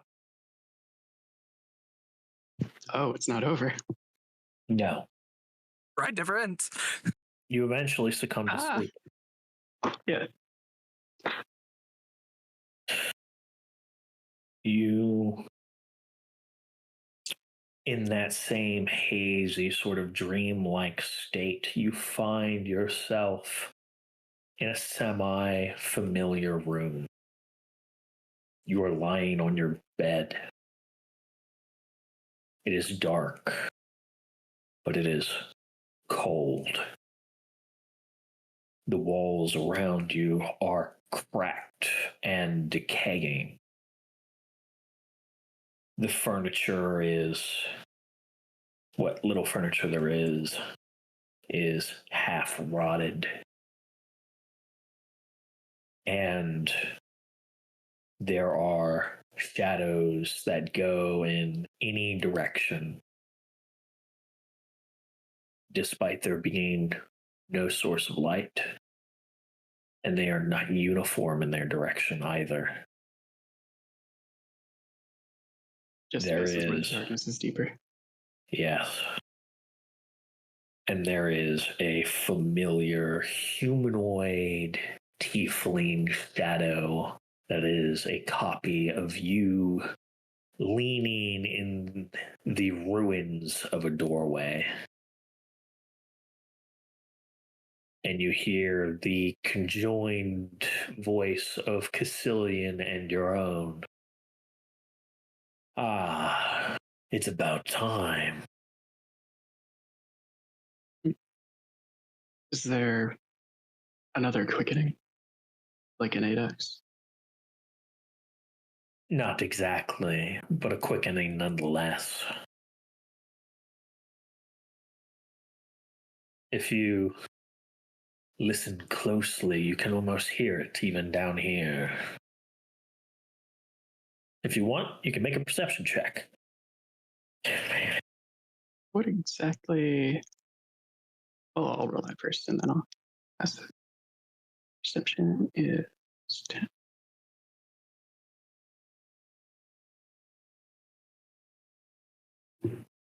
Well, really on that single-digit d20 roll terrain today. Yeah. Yeah. I mean, it's These not rolls you- are not going well. You try to listen. You strain your hearing as much as you can, but your pointed purple tiefling ears do not detect any unusual sound, other than the fact it is eerily quiet. But that's something you're familiar with in Sky Axis, Yeah. which ultimately feels a little bit more homely this time. Yeah. Compared to the first time and the time we were near the portal. Yes. I can't hear anything right now. What exactly is a quickening, though? What causes it? Big surges in magic, mana flows. You know, little things like that. So, powerful entities taking action. Yes. Well, since Last you cannot hear it, I'll give you the short version. The drums are drumming, and people are making their moves. in Salion this time? Or back here? Where else? Terminus certainly is raging in Ahios, but the war had yet to reach Salion, but that time is upon us. Angel upon angel, God upon God. It's sweet music. I admit I'm curious about where the lines are drawn. Some are more obvious than others. I imagine Zikros and Hetir are opposite each other at least. You will see I in had due to guess. time. And a time will come where the veil between realms will grow thin. And when that time comes, we make our move. That is something else I was curious about, especially with the situation with Gorath. He, well, truth be told, it wouldn't even take any manipulation on my part.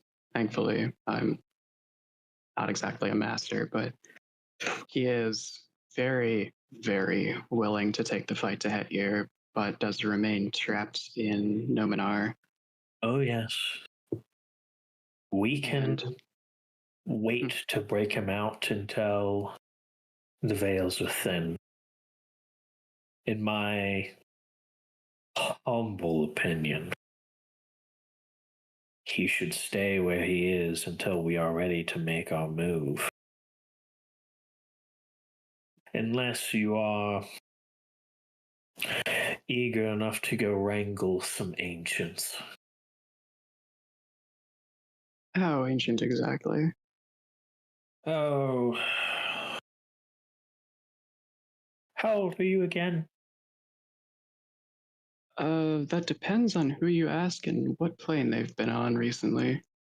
You're old enough to understand where babies come from, yes. Oh, yes. It should be no surprise to you. Not even gods are above animalistic rutting. Of course. Especially one that is quite literally an animal.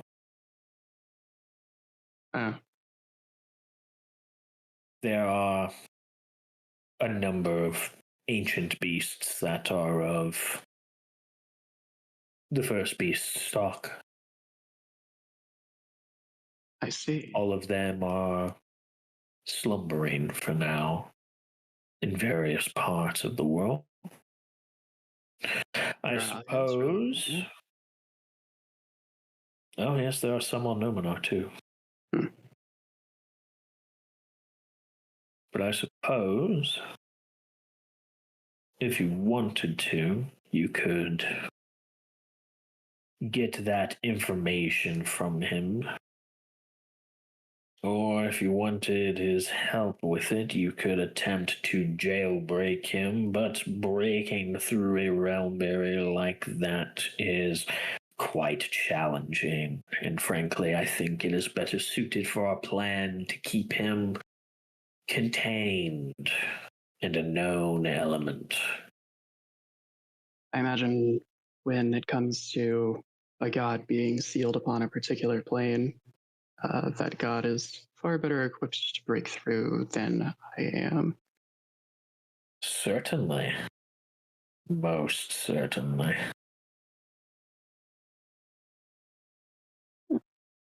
Either way, the talk of ancients did bring me to another question.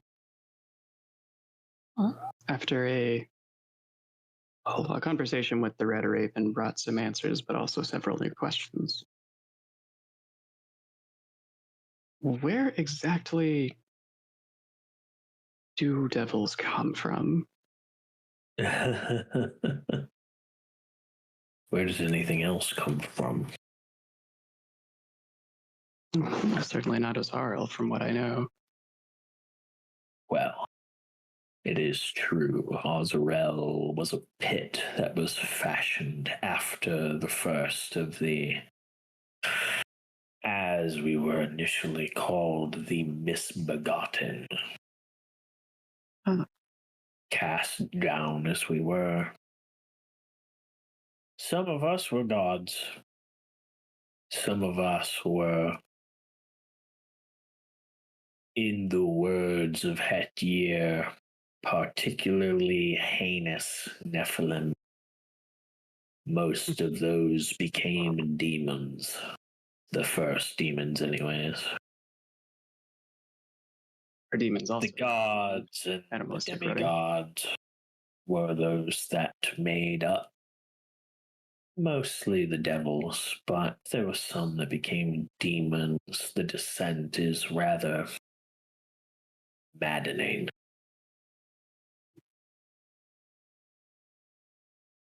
What about you? Well, obviously I made it through with my mind intact. Those that become demons are not always that way before. Some of them go mad. Some of them are already just that crazy. Or just that depraved. I meant to ask, who were you before? I was a god. Interesting. Not that it matters now. That is, well, quite literally ancient history. I suppose it is. I am what I am now by my will, my desire, my planning. How did that happen anyway? Were the misbegotten all Hetyear's doing in some way, or The first, yes. Over time, some souls, almost like they were weighed down by their sins, dragged down to the lower planes, most collecting into some of the darkest pits of Azrael, and just, well, descending upon one another in various ways. More and even after, demons mostly, I assume. Yes. There were demons amongst the first of us, certainly, but nowhere near as many.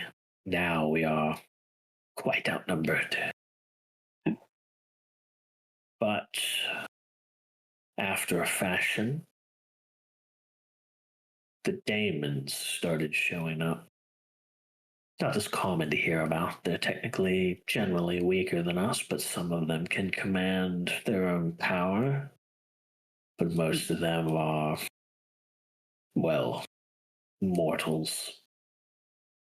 More closer to the mortals you're familiar with, anyways. Yeah. That have chosen to walk certain paths of life, we shall say. So there are another results of souls fallen to Azarel. Oh, yeah, Just some by came out choice. the other end differently. Yes. Surprisingly, it's a lot easier to keep your sanity doing these things when you are doing it on purpose.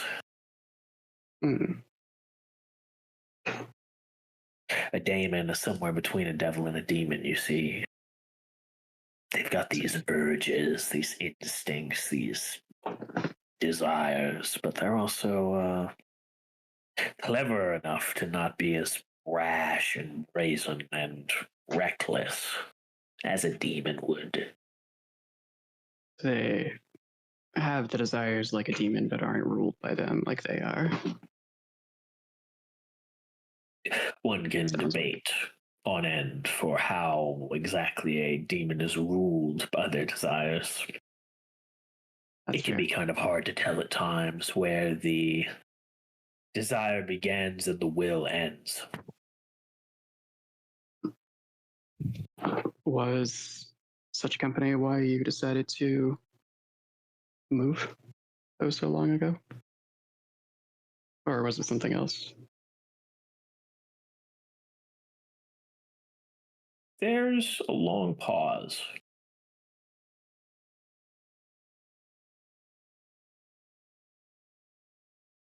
The shadow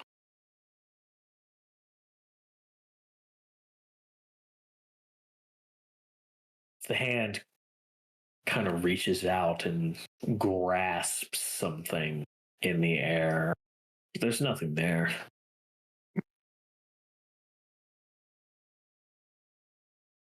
I have a sight for what is to come. And it just nods.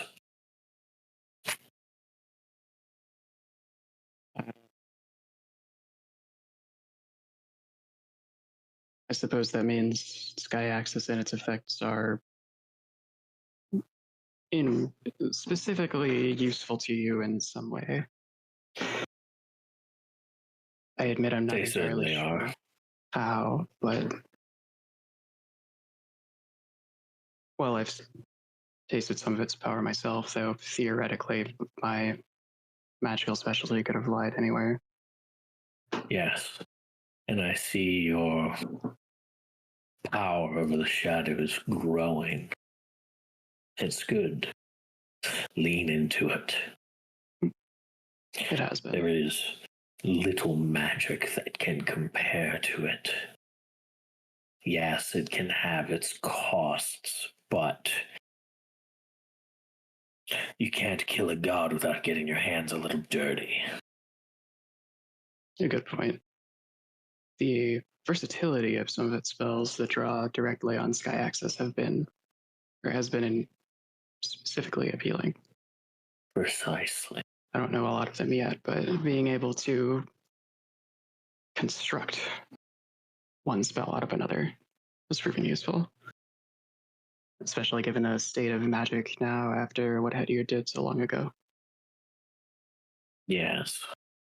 We must do everything we can, and there are going to be those who are going to naysay you. But it is good that you are seeing its value already. You are just scratching the surface of what is possible. In the end, we have to keep sight. You have to keep sight. You are young. You need to remain focused.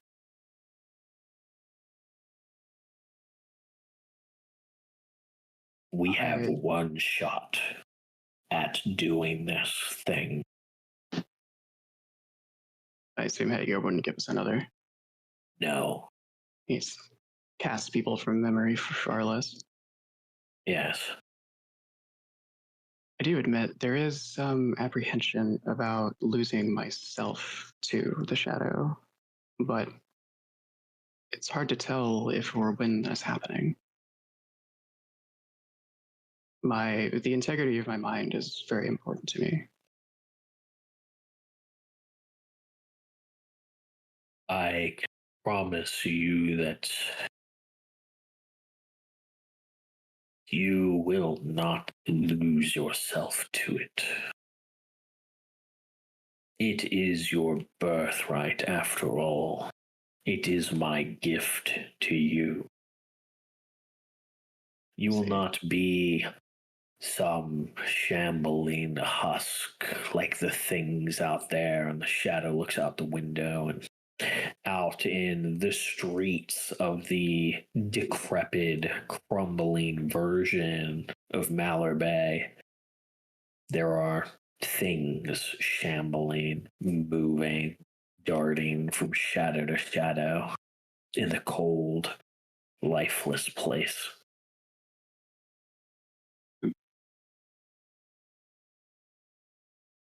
You are my progeny.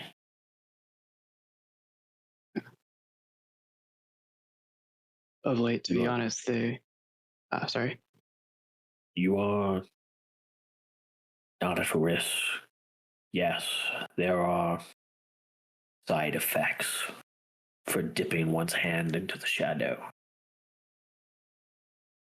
But they're nothing compared to what it can do for you. Trust that I would not steer you wrong in this.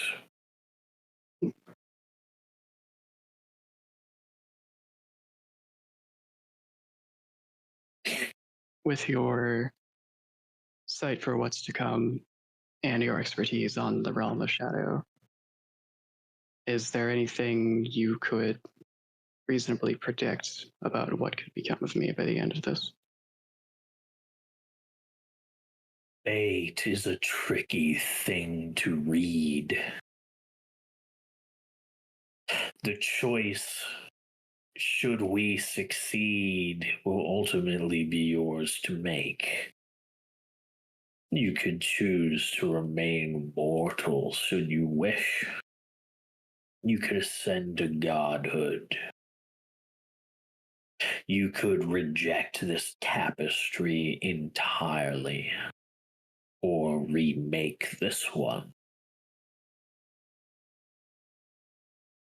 Should we succeed? Who knows? And what will you be doing afterward? That will be a question to ask when I have my revenge.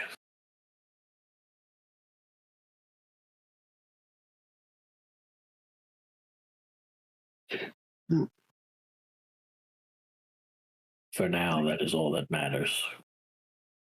I see.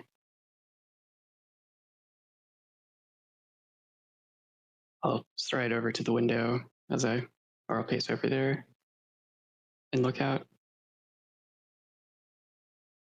To shift back to the subject of the beings outside, I was thinking that they somewhat remind me of the other citizens of this place of late. How someone could just go about a mundane life in the middle of Terminus is beyond my comprehension. Mortals are... Their minds are fleeting in that way. They can't see the big picture like we can. They can't help it. They'll cry out about the coming of the end, but I think to them it still remains far off in their minds. Of course. Like I said, they cannot. They can't see the big picture. They are simple things. I, to a degree, pity them in their small-mindedness. It But does seem banal. we can change that. Small-mindedness. Yes. If we What do you mean? succeed, they don't need to be this way. None of it needs to be as it is. If we succeed, we can change it all. Hmm. Eyes on the prize, granddaughter. And the shadow begins to fade. Of course. And Skyaxis grows darker and darker as the dream begins to fade. And we are going to back away out of Liana's mind and back out into the hall. And we're going to find our way back into Wraith's room, who has, after some time, found some semblance of perturbed sleep. Mm-hmm. There is heat, fire, just burning. And there is the sweet smell of meat. And amidst the fire, there are bodies, so many bodies. And you're towering over them on the slope of a mountain. And some vaguely recognizable Draco form is shriveled up in a charred husk of whatever it once was beneath you. And then you feel a tearing, a separation, a ripping. And you're looking up at something red, large yellow eyes glaring down at you. Foul purple energies evaporating from the air. And then there are scaled hands around you, tucking you into darkness, into a bag, you think, perhaps. And the darkness persists for a long time, and there are voices and temperature differences, and you feel a distinct sense of the passage of time. How much time, you're not sure, but you just know it's passing and passing. And voices, more voices, most of them draconic, and then a long time of silence, and then more draconic, and then the sounds of, you think, the roar of fire again, and screaming, roaring, and draconic battle shouts, desperate cries, death calls, war,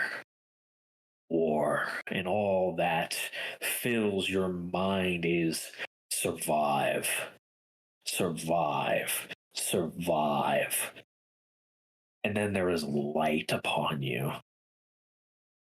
You can see the hinges of a chest, the burlap of the sack that was around you. And you can see a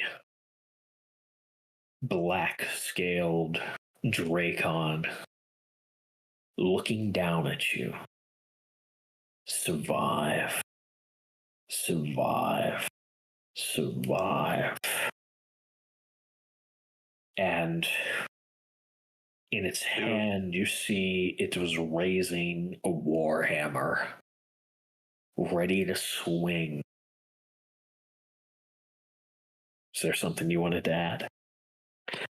Do I recognize them in any way, or Completely foreign, yet hauntingly familiar. It seems almost less dreamlike and more akin to a memory.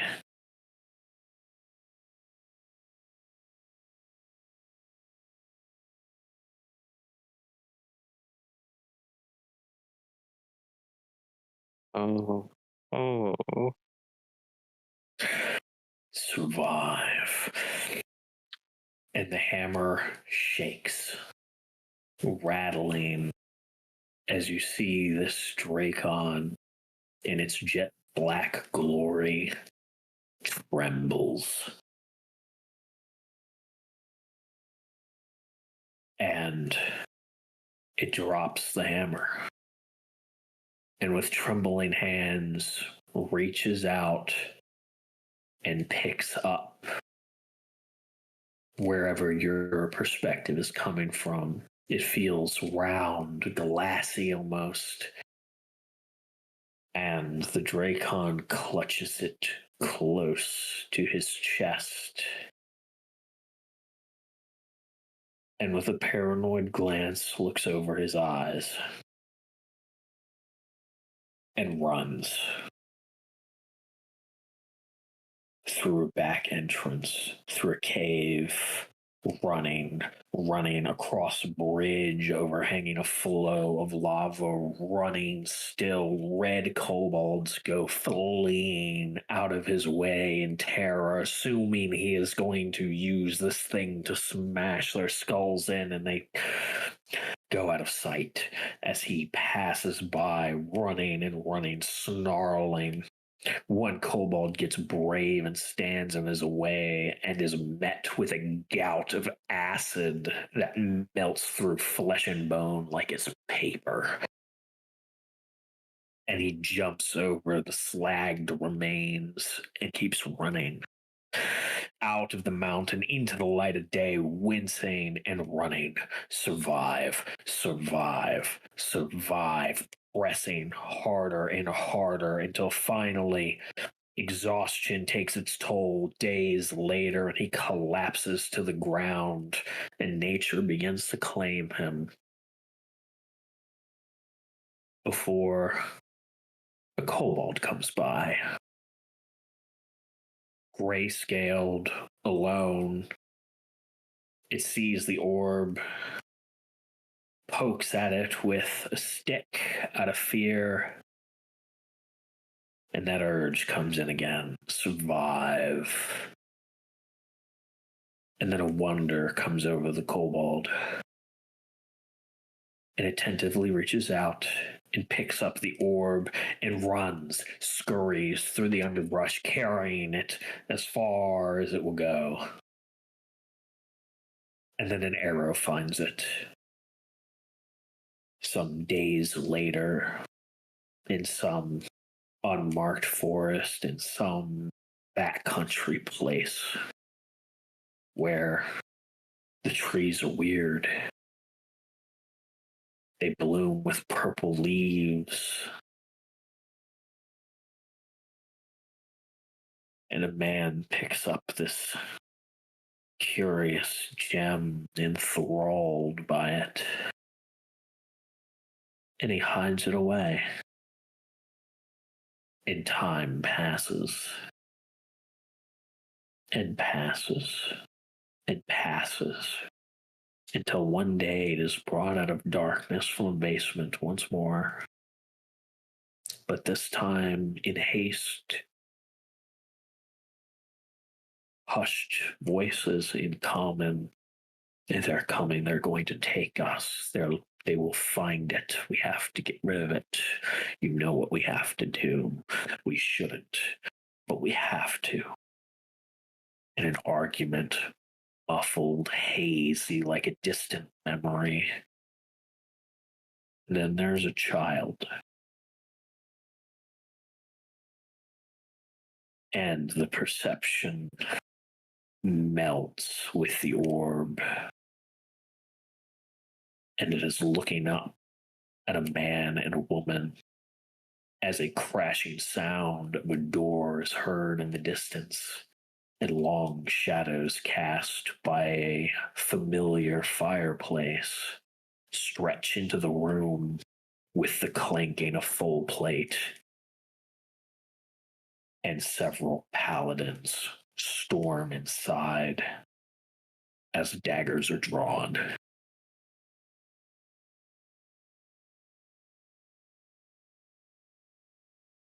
We're going to pull out of Ray's and slide our way over into Tilk's. Oh boy. Oh, fuck. The much needed rest hits you as you hit the bed. It is immediate sleep. You come to in a vaguely familiar, dark space. A muscular figure on his knees, chains piercing his wrists, and pinned to walls you cannot see in the darkness. Shaggy, medium length brown hair hangs around his head that is hanging low. A thick, brownish red beard.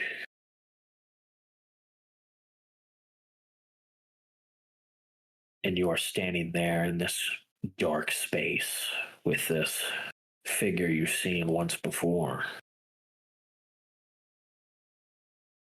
Does it notice me? Not at the moment.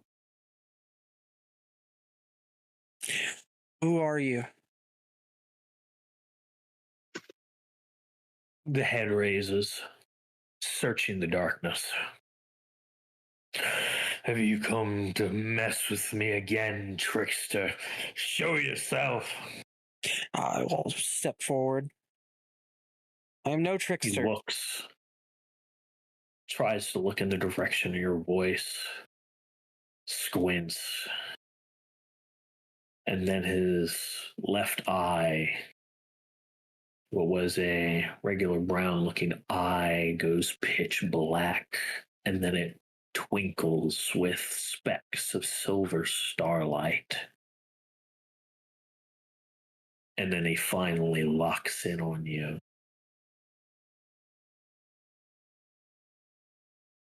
Who are you? I've told you before. I am Tilk Sloven.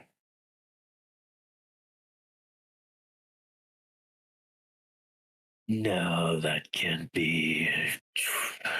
This is a trick of the. I will. He's done something, hasn't he? Is this how he wants to torment me now? I will step forward again. Get closer.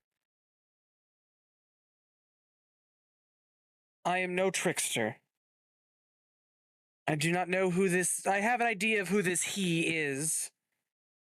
I will say that I have no love for Headyear, and I will spit to the side. I can spit in a dream. He squints. And you hear a bang. You look over your shoulder, and a straight crack forms in the darkness.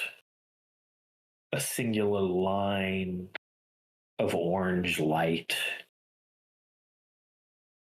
And in this perfectly dark, featureless room, a door swings open, and 3 figures stand. And an orange orb floats above their heads, casting a warm light. Do I have my weapon? You do not seem to be armed. Ooh, fuck. You are in basic clothes. Oh, joy. These figures step in, and his attention focuses on them, and he squints and winces against the light. And One figure appears to be a man, dark hair that has been tied into a bun of sorts, and he is in long, deep blue robes, like ocean depths, marked with patterns of stars. Old friend, time doesn't look like it's been so kind to you. It's like, is this another vision? Another trick?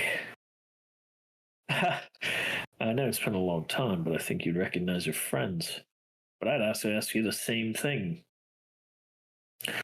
Prove who you are to me right now, so that I know I am speaking to a friend. The man glances at you. The other figures don't seem to see you. Because they take no notice of you. One is dressed in black robes. The other is the one in black robes, I should say. At the moment, the way the light is, you cannot see beneath the hood. It is casting shadows in such a way that it's hard to see. However, there's another figure of like a sort of feminine frame, but her body is of fine porcelain plates, and in between the plates you can see silver and gold cogs and gears whirring and spinning and clacking in perfect unison with one another. And there is some kind of device floating to the right of her right thigh, or what would be a thigh, and she looks like she's standing on stilts, for she has no proper feet. But she appears to be some kind of artificial contraption, as far as you can tell. Can I roll knowledge religion to identify these figures? Sure, absolutely. One of them is significantly easier than the other two. I have an idea, but I want to not operate off of guesses if they don't have. I will. Can I surge in this dream state? Absolutely. Yeah, Tilk's not a smart man, so he's going to take every advantage he can at the 17. Okay. You're pretty sure the porcelain plated one is I mean, you've never heard a description of her, but fuck, that is a person that has made themselves out of artifice. The only one you know about is Zanara herself. Yeah, that's Yeah. The man leading the trio, you're not entirely sure. There's never been a description of him, but maybe, just because you have a limited knowledge pool of gods, maybe Zikros. okay. Stars are a way of telling time. Yep. Might be him. The third cloaked figure, not a clue. Not a You have nothing to go off of. I can't even tell if they're presenting masculine or feminine.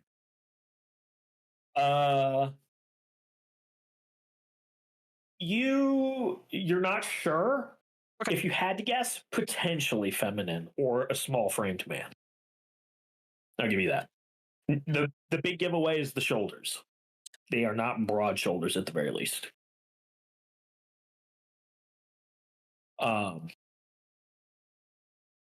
The man that is chained up looks away from you and back to the group. Fine, then. And the eye that is sparkling with silver starlight, silver thread of light seems to leak from his eye, and then it circles his face, framing it almost. And then a line extends upward, creates another frames, and then in starlight via constellations creates other faces. A man and a woman. Etyer, you believe, and Alexandrus. And beneath them and adjacent to his own are 6 other figures of which you don't recognize the faces and the constellations. But they line up with his own. Fuck. And then it goes down and down and down. And it is a family tree that is immense. It is scrolling. Each new addition sends the line cycling up and up and up into the darkness above. And it takes you a little while to notice, but you piece it together. His was the 7th face in a row. Yep. And then it went down all the way to the right. A 7th man. To a 7th man. To a 7th man. To a 7th man. To a 7th man. Generations, hundreds, maybe thousands of them go flying by until finally there is an all too familiar face looking back at you. The black-haired man nods. Well, it's good to know you're still your same old self, Tabor. He kind of just looks back at him. Get me out of these fucking chains. Zanar, if you would, be a dear, please.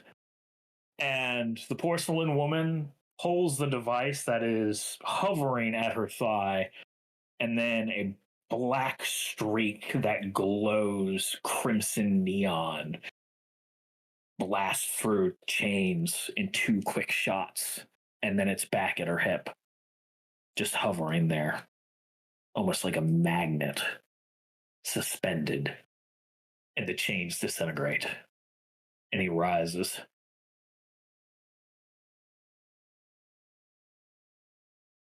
He survived. Hetier made his move and he survived.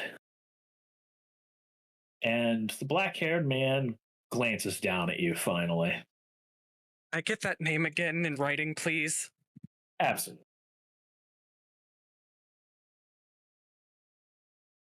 Tabor. T''BORH. Okay. Throwing a lot at me here. Give me a minute. Yep. Okay, Sure. I'm good. Processing. Yeah. So it is. Recalculating. Well, too bad he's not here to see how things are going. And the man smiles and says, come on, we have places to be, time to keep. And the 4 of them exit. I'm assuming you're going to follow. I'm going to follow. If nothing stops me, I am. Yeah. Fuck. They ascend a spiraling staircase up and up and up. And as you're reaching the top, you hear a squelch. There is a steady stream of silver dripping and running down the stairs. When you get to the top, you look out to the sounds and sights of a battle the likes of which you've never seen. Angels swinging on angels, cleaving wings from torsos, impaling and ripping in violent battle. Some screaming war cries, others slinging spells. And there are hundreds of them littering the ground. And this Tabor growls low. I'm gonna rip out his fucking spine. And I'm gonna fucking whip his corpse until it's nothing. And you can feel rage roiling off of him like heat waves, and he charges off into the battle. And it is immediately a path, a hole in the army lines forms in his wake. What am I witnessing? The black cloaked figure kneels beside you, as each of these figures are easily 3 to 4 times your height. And in the heavenly light that eternally illuminates this landscape, there is a pale, sunken, almost translucent face that looks at you. And she says, I think you have overstayed. I hope we get a chance to speak at another time, maybe. You and your little troublemakers.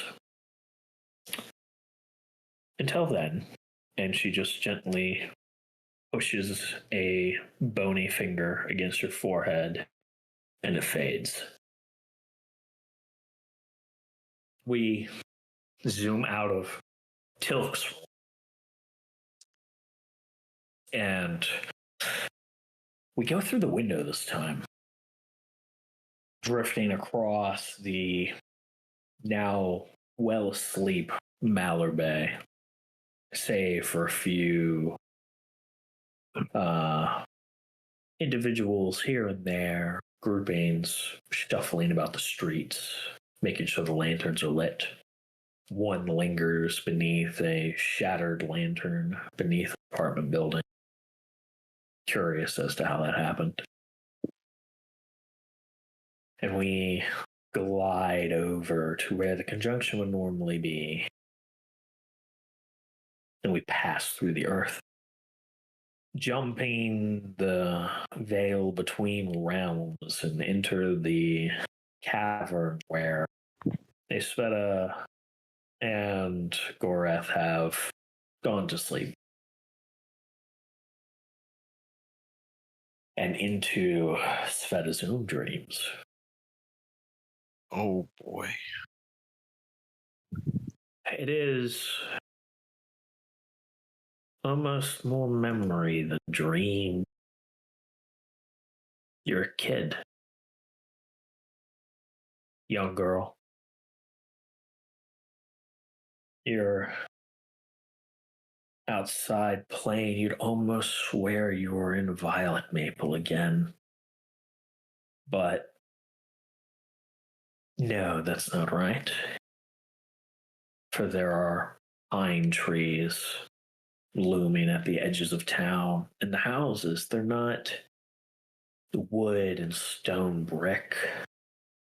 No, these houses, they're made of logs.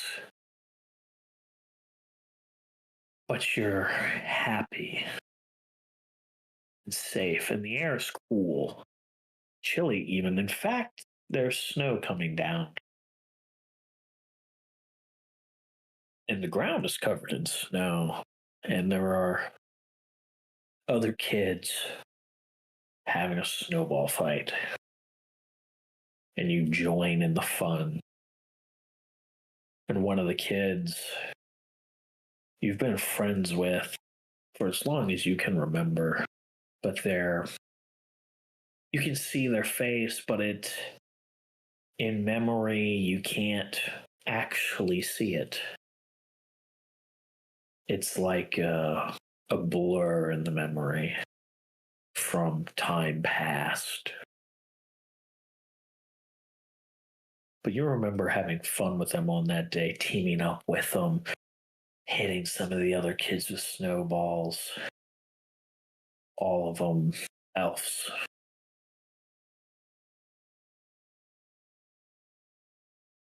And then eventually your mom came around, and her face, just a blurry, misremembered thing. But, she dragged you home, made you warm up, get some nice stew in your belly to help warm you up, get your clothes dried out. Time passed pretty peacefully. And you being you, I mean, you wanted to make a difference. You wanted to help people. So you signed up. You went to the academy. You went to train to get good, to be able to help protect people, help take care of people. And that friend of yours, they came too. You both wanted to do that. And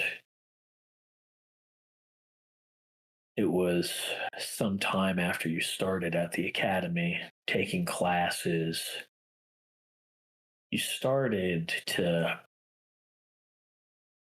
feel something about that friend. This awkward warmth in you. You didn't know what to do with it. You were a fucking mess. It's almost embarrassing looking back on it. But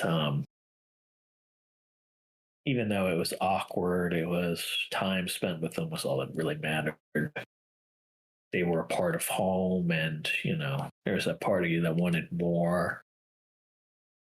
And the communication was awkward, but eventually that communication was made, that connection was found, and it's the greatest thing that ever happened. Joining the academy was great, but this was the next level. It was only comparable to the second best thing that ever happened to you, and that was finally getting bonded so that you could fly. It was one thing to learn to swing a sword, to shoot a bow, to use a crossbow, the ins and outs of the armor, how to protect people, how to do emergency healing. But flying, that was something else. They took you in front of a lot of them. These majestic birds, beautiful, beautiful creatures. So intelligent and empathetic. And it is like seeing two pictures overlapped. It's almost confusing, but it makes perfect sense at the same time. You looking up at this magnificent blue feathered bird, and it's looking down at you with deep black eyes, but they're not frightening to look into. There is a comfort of an intelligence and understanding in them as it gently squawked at you. But at the same exact time, you were seeing yourself, an elf woman, fit in shape, in condition, smiling and eager, looking at different versions of yourself, it felt like. And the instructor, an elderly elfin gentleman with long since silver gray hair, nodded and said, "Well, that's that then." In a silky smooth elven that is both strange to you but natural. And he said, "Right, grab a saddle. Let's see what you can do." And you flew. You flew for the first time and the millionth time, but it was an experience like no other. Wind in your wings, against your face, cold, but this majestic bird, something about it is magical, and it shielded you in itself from the chilly heights of the massive expanse of this blue sky. And there was nothing more freeing than being up there, seeing the world stretching out below you. All this life and possibilities. And classes continued. You continued to study, continued to train, continued to fly over and over, drill after drill. Taking the hits, taking the falls, but getting back up nevertheless, because people need you and you want to help them.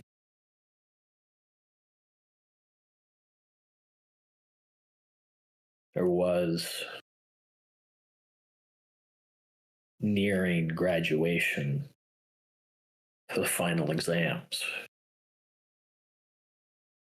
Simple scouting missions to have students show what they've learned, prove that they're ready.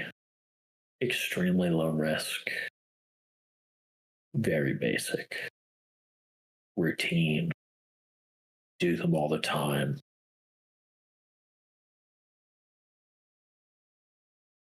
And that's the day the rage came.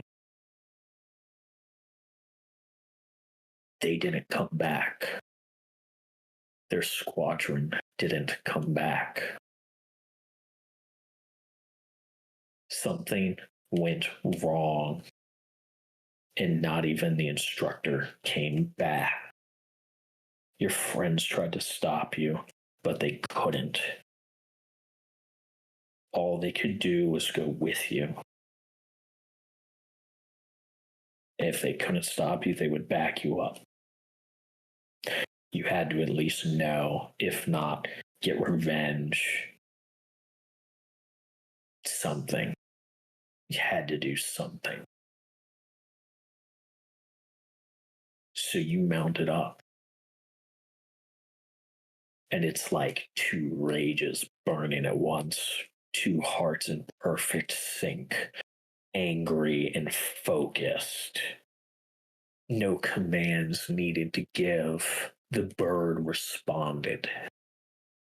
And in turn, you responded to the bird. You responding to you and you responding to you. A perfect harmony.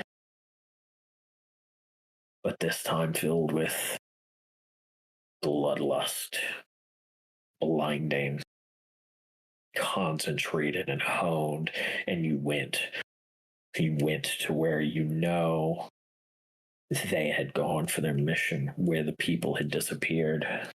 You and your friends, despite the staff even advising against it, trying to stop you.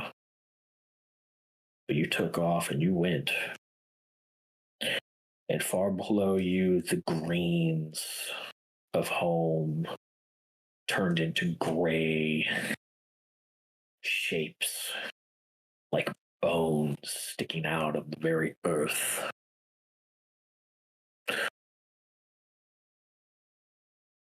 And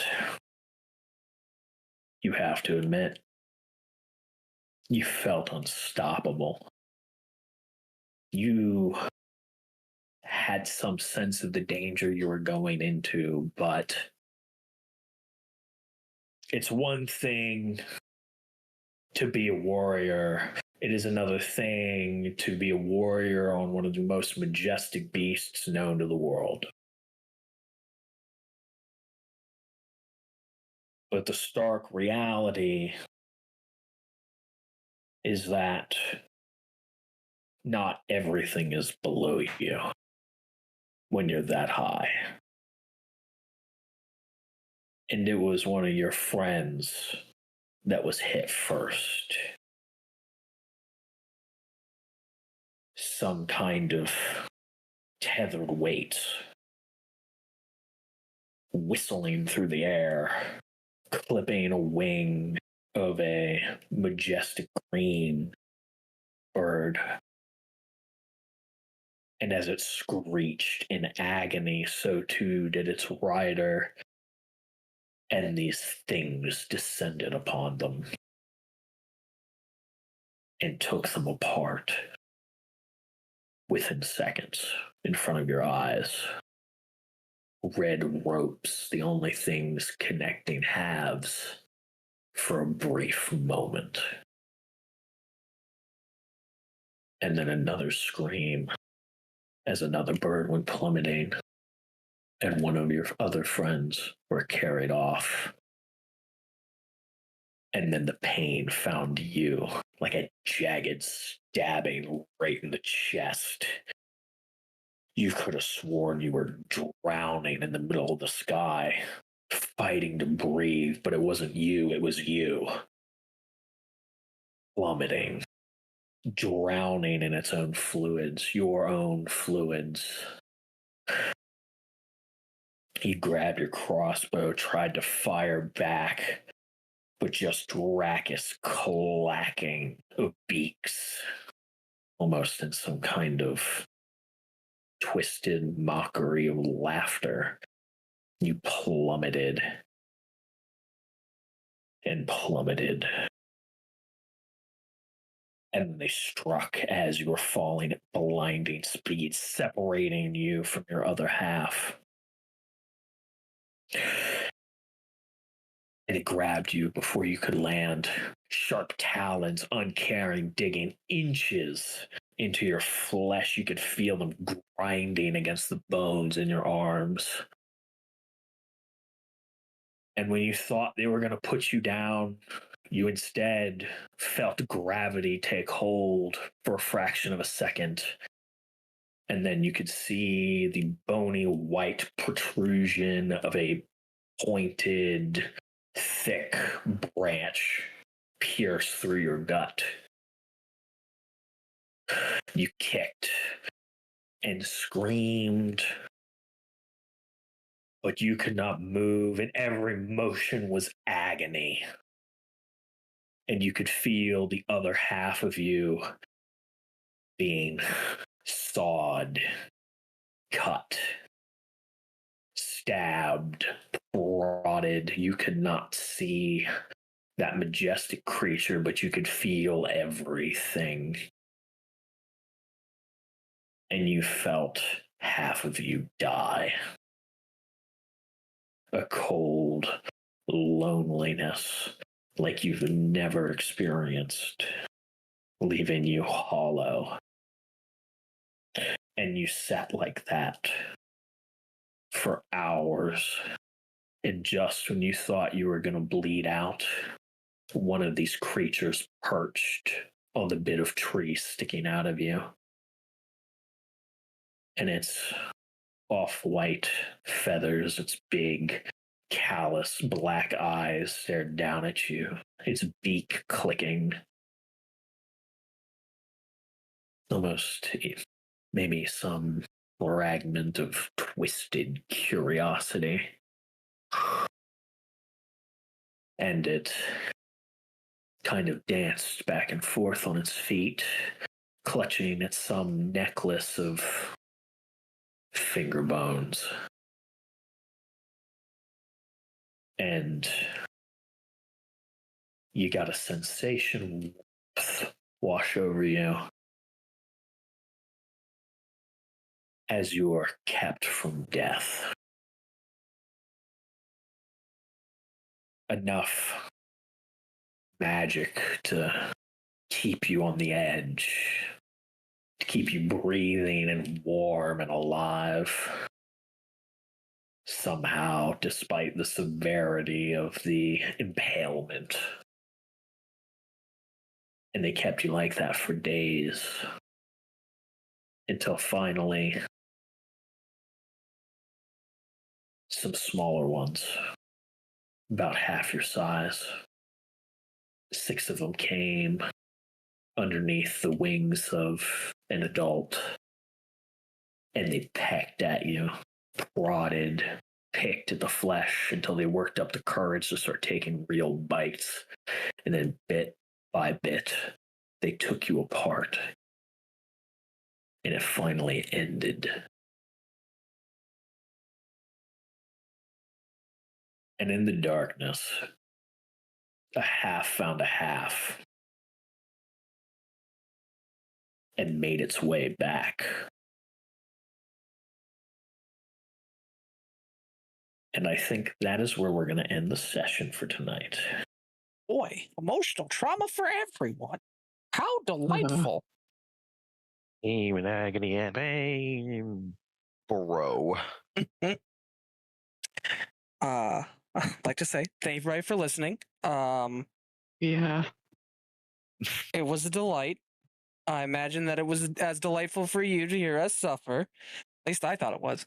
But we hope to have you on the next one. Thank you for listening. Bye. Bye. Bye.